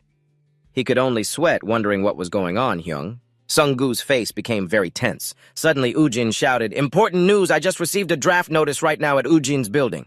He suddenly stood up and clenched his fists. No! Ujin was filled with hatred. Go kill Kim Jong-un. Sunggu was startled. What? He was surprised. You plan to assassinate Kim Jong-un to avoid military service. Uzi anxiously pulled Sunggu. Let's go. Let's go unify North Korea. Let's unify the country before I get drafted. Hurry. Despite him shouting, Hyung, calm down. Sunggu tried to calm him down. Do you think killing that guy will unify the country? But Ujin was very impatient. Isn't there another way? I don't want to go to military service. This is the most reasonable way. Sunggu thought, no, just think there will be a way. Just then, the door to the room opened. Ujin and Sunggu immediately focused on the person in front of them. Jimin, who asked in confusion, what are you two doing? A few tangerines were placed on the table. Jimin spoke up. Why do you think that? Awakened beings don't enlist like regular soldiers, he informed them. If you don't want to, you can still choose to do other side missions. Ujin skeptically repeated side missions. Then Jimin explained, yes, basically you will join a certified raid group and help them eliminate monsters. When requested by the Ministry of Defense, Ujin exclaimed, wow, indeed, our Jimin knows everything. Jimin scratched his head and smiled. Joining a big raid group is my dream. Got it. Suddenly, Ujin glanced to the side, but he wondered, Sunggu, why don't you know anything about this?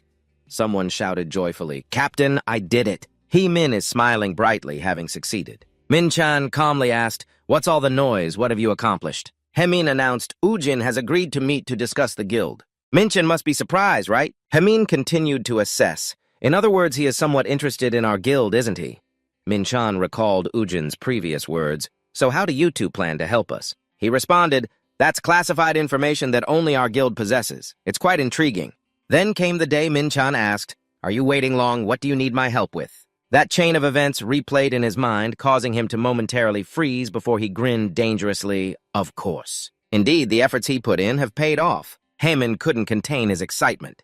"You've made a great achievement again, Captain." Min-chan indicated for him to be quiet, then stood up. "I will report this to the chairman right away." Haemin declared, "Yes, that's right." Min-chan silently reminded himself, "Don't worry, Min-chan, I haven't lost my sharp instincts." Then he went to Ju-jun's office. "Can I come in?" Upon seeing Min-chan, he immediately asked, "Oh, our Captain Dung is here. Is the recruitment of Kang Woo-jin still progressing well?" Min-chan confirmed, "Yes, actually he contacted us earlier." Do-jun smiled excitedly. "Oh my, that's great news!" He praised, "No wonder you're the Captain Dung. You did very well." Min-chan seized the opportunity. "By the way, regarding the vice chairman I mentioned to you before," Do-jun smiled.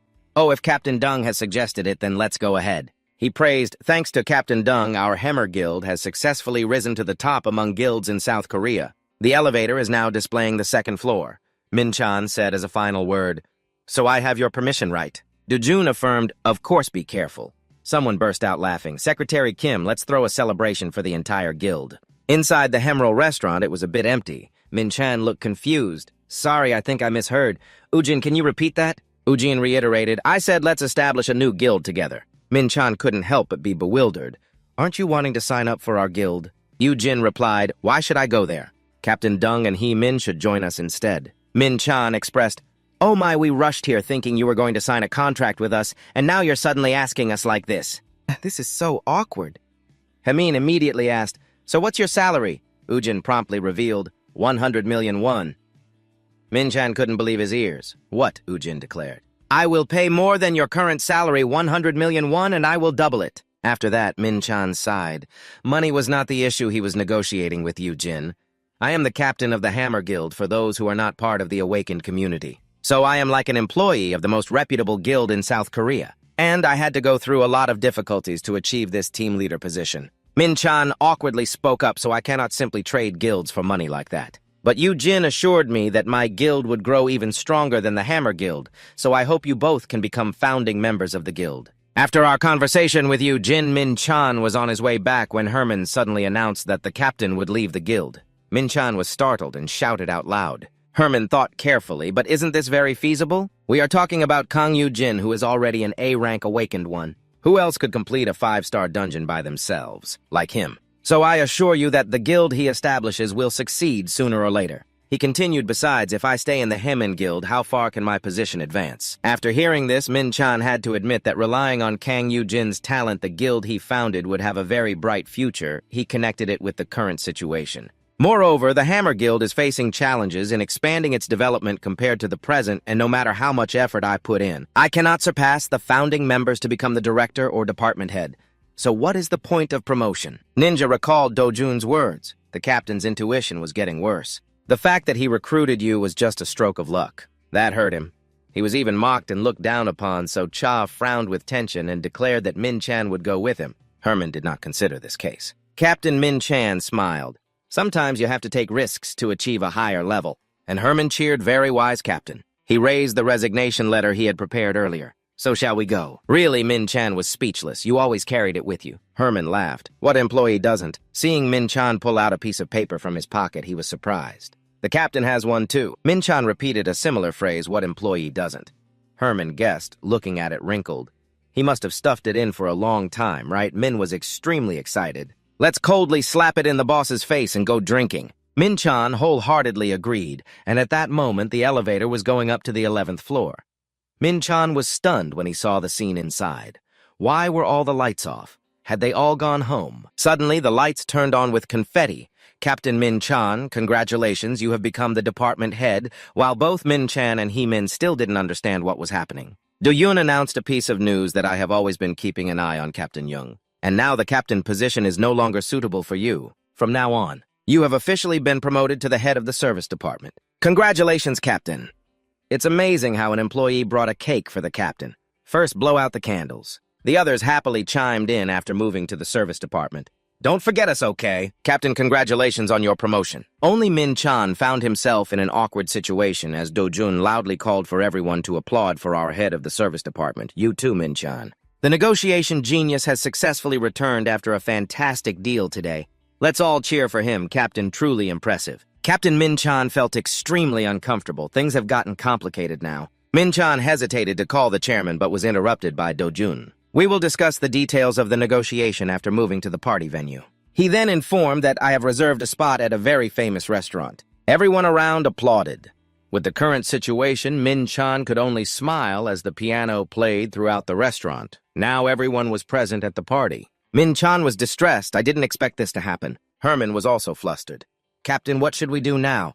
I don't think we can mention the previous issue in this situation, and Min-chan was at a loss. I don't know what to do either.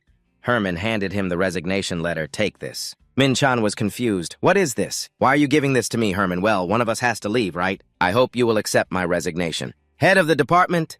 Min-chan angrily cursed this bastard. Meanwhile, He-min was very happy. Just a moment ago, I was so upset that I couldn't eat any delicacies here. I'll go ahead. You can do it too, Captain. Min-chan hurriedly tried to hold him back. Hey! Just then, Do-jun pulled his arm. What are you standing there for, head of the department? Come over here. He suggested let everyone know about your achievements. Min-chan nervously spoke. Chairman Do-jun was relaxed. Just go ahead and speak. Seeing Min-chan hesitating, he reminded him, oh, come on, what's there to be shy about? Min-chan gathered all his courage to reveal I have failed. Do-jun tried to stay calm. What did you say?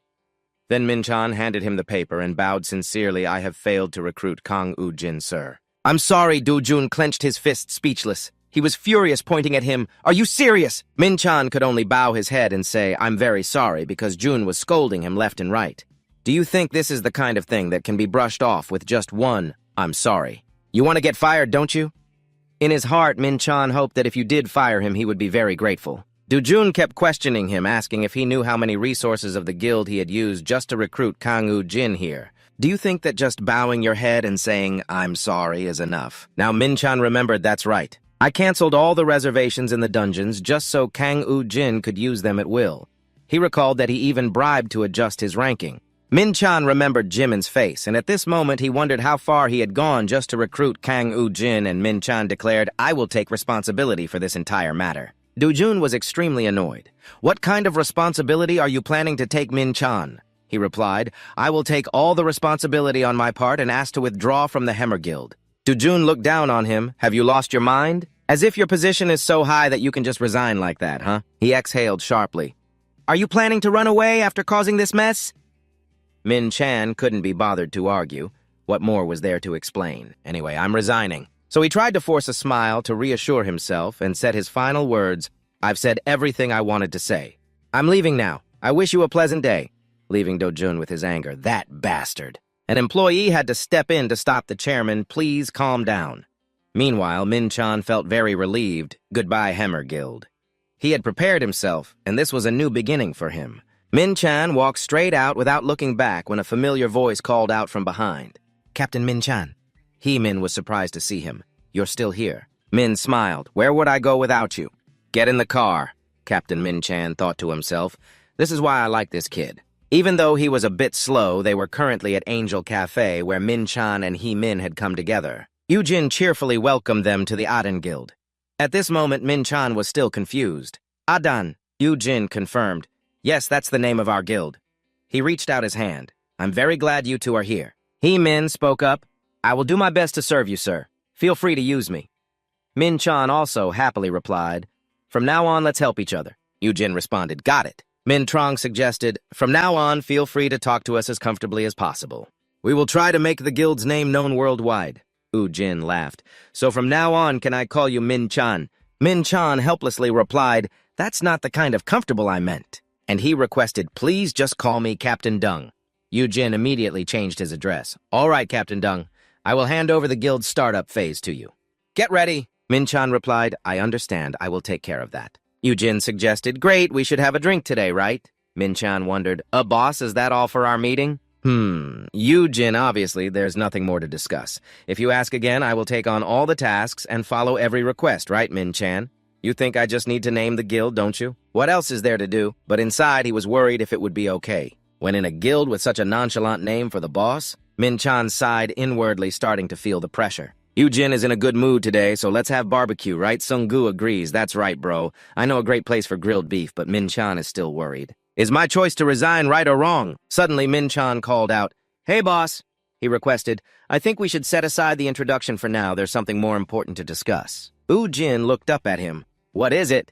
Min-chan informed him about conquering dungeon number 6 Gasun so that other awakening groups can use our guild's dungeon. So we need to decide on the details of how to conquer it, and that has nothing to do with establishing the guild. By the way, Ujin asked, why should we let others use our dungeon? I can conquer it myself, Min-chan suggested, instead of letting it go to waste there. Then we can let other groups use it while you rest, Ujin agreed. That's true, but do you want to know if there's anything else essential? Min-chan brought up another idea. To establish a guild, we need 5 founding members. Ujin thought for a moment. We need one more person. Then he asked Sung-gu if we should invite Jimin. He thought it probably wouldn't work. That kid is still a minor. Min-chan added, that's right. Minors can't join you. Jin fell silent to think for a while, then he opened his contact list. Mom, Jimin, really Sung-gu, a scammer phone number, crazy name too. Then he had to say, I don't know many people. So Ujin had a bit of trouble. I can't think of anyone else now. After a while of thinking, he exclaimed, here we go. A moment later, the door to the room was opened by someone. Ujin saw a familiar face and waved, Hey, you made it! He cheerfully asked, Did you bring your ID and seal? Looking at Seong-hun with a bit of fear, I brought it, but... Ujin suddenly raised his hand high, which made Seong-hun's face turn pale. But Ujin placed his hand on his shoulder, congratulating him. He announced, You have become the 5th member of our group, you scammer. Seong-hun was still confused, not understanding what was happening. A sign was attached in front of the guild door, Adan, and the cleaning staff was tidying up everywhere. Next, they moved the table to another spot. Herman finished and sighed. Now it looks decent. He didn't forget to appreciate everyone. Well done, everyone. You did great, Seong-hun, too. Thank you in the meantime. Seong-hun still couldn't believe it. Just a few days ago, he thought this was a scam or something. He reflected, not expecting that the jerk who had beaten him half to death and stole his phone would be Kang Ujin. Seong-hun was really surprised that it was him, the one everyone knows now. Min looked up at the news on TV these days. All day, he only saw the face of his boss. Min-chan added, even though it hasn't been officially announced. But he is the 11th awakened one of South Korea, and also the strongest in history. It's no wonder the world is in a frenzy over him, as Seong-hun assesses. He recruited these 2 from the famous Hammer Guild, then they must have quite a quality staff. Seong-hun mentioned that his business has been sluggish lately, like a deserted temple. Working in a guild would definitely be more beneficial. Suddenly, Hermin asked, But Seong-hun, what's your relationship with the boss? Sung-hun was startled. What? Herman guessed that since the boss called him right away, they must be quite close, maybe friends or relatives.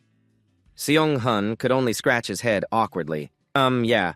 But the truth is, he didn't say that he rushed here because he was afraid of getting beaten up like back then. Right. But why did he call me here to join them? Is it because he feels guilty for hitting me before? At this moment, Ujin also walked in. Wow, what a beautiful office. They immediately shouted, The boss is here. Min-chan quickly asked, Boss, you've had a hard time, right? Has the strategy for conquering the dungeon been completed? Ujin indicated that it was generally fine. Then he revealed that Sung-gu was the one who worked the hardest. Seeing Sung-gu's distressed state, Min-chan asked, Sung-gu, are you okay? He-min added, Wow. Even if the conquest is settled, there are still many other plans to make. After all, it is a 5-star dungeon. In the end, Sung-gu was too tired and fell asleep on the chair. He-min could only stand and watch something white fly out of his mouth. I think he needs to receive more rewards. Finally, feeling too exhausted from the fun, he fell asleep on the chair. Hemin could only stand by and watch as something white flew out of his mouth. I think he needs to receive more roses. For example, a mental support fee, perhaps. In the meeting room, Ujin spoke up, All right, everyone, please sit down. He was serious. We need to discuss the most important matter. Immediately after Ujin called team leader Min-chan, who promptly responded, Yes, boss. Ujin pondered, What position should I give you? Min-chan was surprised by this remark. What Ujin expressed his opinion. Even though our guild only has a few people, I think we should assign each person a position that matches their abilities. If anyone has a preferred position, just let me know. After hearing this, Min-chan felt like he had been struck by lightning, and even Min was surprised. A position Sung-gu, who was sleepy, had to wake up after hearing this. Seong-hun was taken aback. Do we get to decide our own positions? Seeing their expressions, Ujin wondered why everyone was so quiet. What positions are usually available in a guild? Team leader Min-chan shared, Usually there are 2 categories of positions. One for awakened ones and the other for regular employees. Awakened ones will take on roles like administrator, commissioner, and vice president, but that's not important. He clarified that what matters for awakened ones are the details of the terms in the contract, such as the percentage of commissions they receive after each dungeon conquest, or the base salary, etc. After hearing this, Yujin immediately asked, I understand now. Sunggu, what position do you want? Sunggu exclaimed in surprise. What? Then he scratched his head foolishly. Well, I've been your manager for about a year now.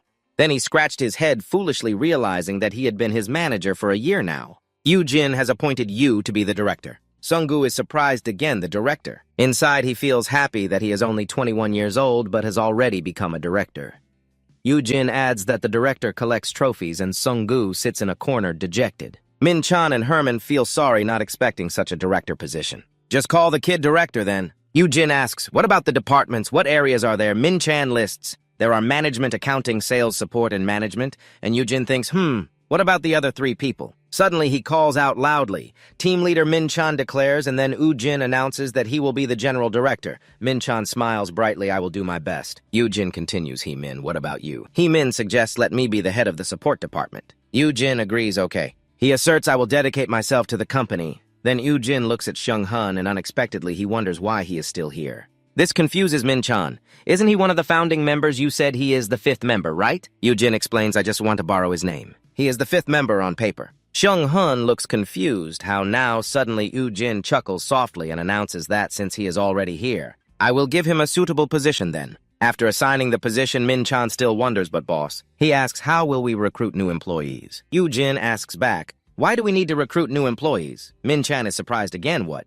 Then he explains that for the guild to grow strong. We will need more awakened ones, so we need to recruit more employees. Suddenly, Yujin places a draft on the table, making them confused. This is because of conquering the dungeon. I am exempt from military service. We don't need to add people to get it. Now, Min-chan understands this is the reason he established a guild. If he just needs to be exempt from military service, he could join the Hammer Guild. He imagines a bright future. If he agrees to do that, he could enjoy the life of a department head. In his fantasy, Min-chan sits on a department head's palanquin, shaking make way. Yujin suddenly speaks up, startling him, why so quiet? Min-chan shares his opinion. I still think we need a few more employees. Hearing that, Yujin agrees. Oh, really? All right then, you handle that. Besides, he adds that the work of the support department will also be handed over to the general director. And Yujin thinks that's fine, right? Min-chan hears the order, yes. He wonders if he entrusts all the work to him because he trusts him, or because that pile of work is too complicated. The weather today is beautiful in the city. Someone is watching the news. Oh, Yujin has appeared as an A-rank awakened one, the 11th in South Korea, Kang Woo-jin. Who is that person? Surprising that he has become famous now. Breaking news. Kang Woo-jin has established his own guild named Aden, and the management department is reviewing his application. He is an awakener of rank A, number 11, Kang Woo-jin. What does the number 1 awakener, Kang Chun, think about the rising rookie Kang Woo-jin from South Korea, who is Hong Sung-gu, the guy who frequently appears beside Yujin? An interview with Yujin's teachers from the school he used to attend ranks the news about Kang Woo-jin. What are his true abilities? The Aden Guild is founded by Kang Woo-jin himself. What plans are underway? Let's explore Kang Woo-jin's soul, summoning abilities, and analyze the power dynamics between Kang Woo-jin and Kang Chun. Ji-won exclaims, wow, she's amazing. She can't help but admire him. This is the person I once had the chance to drink with. Ji-won reminisces about a previous meal. Yujin is very relaxed and cheerful while Ji-won has dozed off. Yujin gently glances at her, touching her head. It's okay. She is still as beautiful as ever. Ji-won jolts awake after her memories, reminding herself, oh my, come on. What was I thinking? Ji-won's gaze suddenly freezes as someone yells loudly, startling her. Ji-won speaks up. Are you two back? Her younger sister snaps, hey, sis! Ji-won feels a bit embarrassed. What's wrong? Even in the room, you should wear a hat. This room isn't just yours, he says correctly. Sis, be a little more considerate. You scared us all. Ji-won softly replies, okay, I understand. Sorry, you two. Her rough younger sister says, we're going outside for a bit. Those 2 girls keep criticizing me. I need to save some money and move out of the dorm. Every time I see her, I feel like jumping out of my skin. Keep it down. I can hear you. I can't hear anything. It's not like what I said was wrong. Those words truly hurt Ji-won. She shouldn't have gotten her hopes up. Right now at the bus station, the bus has just stopped. Jimin, walking while focused on his phone, wonders if she will be surprised to see him in front of the company. Isn't it just the right timing? I just finished my tests, and Yujin just got home. Jimin sends a message. Hey sis, you're coming home today, right? What time will you finish work? He tells himself he will have dinner with her and spend some quality time together. After a while, the sky is gradually turning to evening. Jimin has been waiting for a long time. She is a bit late. At the same time, two girls nearby are gossiping. Did you hear? I heard she flirted with quite a few guys before getting that burn. They keep judging. Really, I thought she would be the quiet type, but it seems that's not true. Quiet, not a chance based on her current appearance. Right now, the guys hate that they can't just run away from her. They were talking so loudly that Jimin couldn't help but hear me, just imagining it in my head, really at another place where the sky is sunny at sunset along with a vast desert. Sung-gu is busy doing something. Once he finished, he announced, "I've gathered everything." Uzin looked at the pile in front of them. They were all ordinary items, some useful artifacts that no longer appeared. Sung-gu informed that the drop rate of items had indeed decreased. While the number of attacks on the dungeon had increased, Uzin also agreed, "Yeah, we've taken everything we could from that dungeon." Then he took an item out of the storage bag. Right now, outside the city, everyone was bewildered looking up and seeing Yu Jin. They shouted loudly, "It's Kang Ujin! Has he completed the raid already? It hasn't even been 4 hours." Seung-hoon ran over to praise his boss. "You did great." His appearance made Yu Jin wonder why he was here. CEO Seung-hoon explained, "Director Dung asked me to bring you back to the office once you came out." Yu Jin continued to ask, "Where is he?" CEO Seung-hoon thought, "I believe it's because the guild has been licensed, so he went to the general office." He said he would return to the office later. A reporter named Chen approached Seung-hoon and asked, "Mr. Kang Ujin, we would like to interview you about your incredible dungeon raid speed." "What is your secret?" Other interviewers rushed in. "Mr. Kang Ujin, we heard you don't accept scheduled interviews for Gate 6. Seoul is starting now. When do you plan to rent it out to others?" While Seung-hoon was furious, the crowd kept asking Mr. Kang Ujin. Seung-hoon couldn't take it anymore and had to speak up. "Please stay away from him," he reminded the crowd. "He's tired from completing a dungeon raid. Please send an official request to the guild regarding this." Seung-hoon warned, "If you keep bothering him, we will deal with the relevant media companies legally." He even threatened, "I've seen all of your faces. I will remember this for later." "When you send an official request for an interview," Seung-hoon loudly announced, "I am someone who holds grudges." Yet he only received a nod from Yu Jin. Then Seung-hoon softly said, "Boss, please wait a moment. I will bring the car." Yu Jin replied, "All right." He looked up at Seung-hoon and wondered why when he hit him he just stood there. From the beginning he had been a fierce person, right? Sung-gu also wondered, "Hey, how do you know Seung-hoon?" Yu Jin asked him back him. He revealed, "He sold the phone to you," while Seung-hoon was running and gritting his teeth in anger. "Damn it," he recalled Yu Jin's announcement. "Welcome, you are our 5th member now." The frustration within Seung-hoon was rising.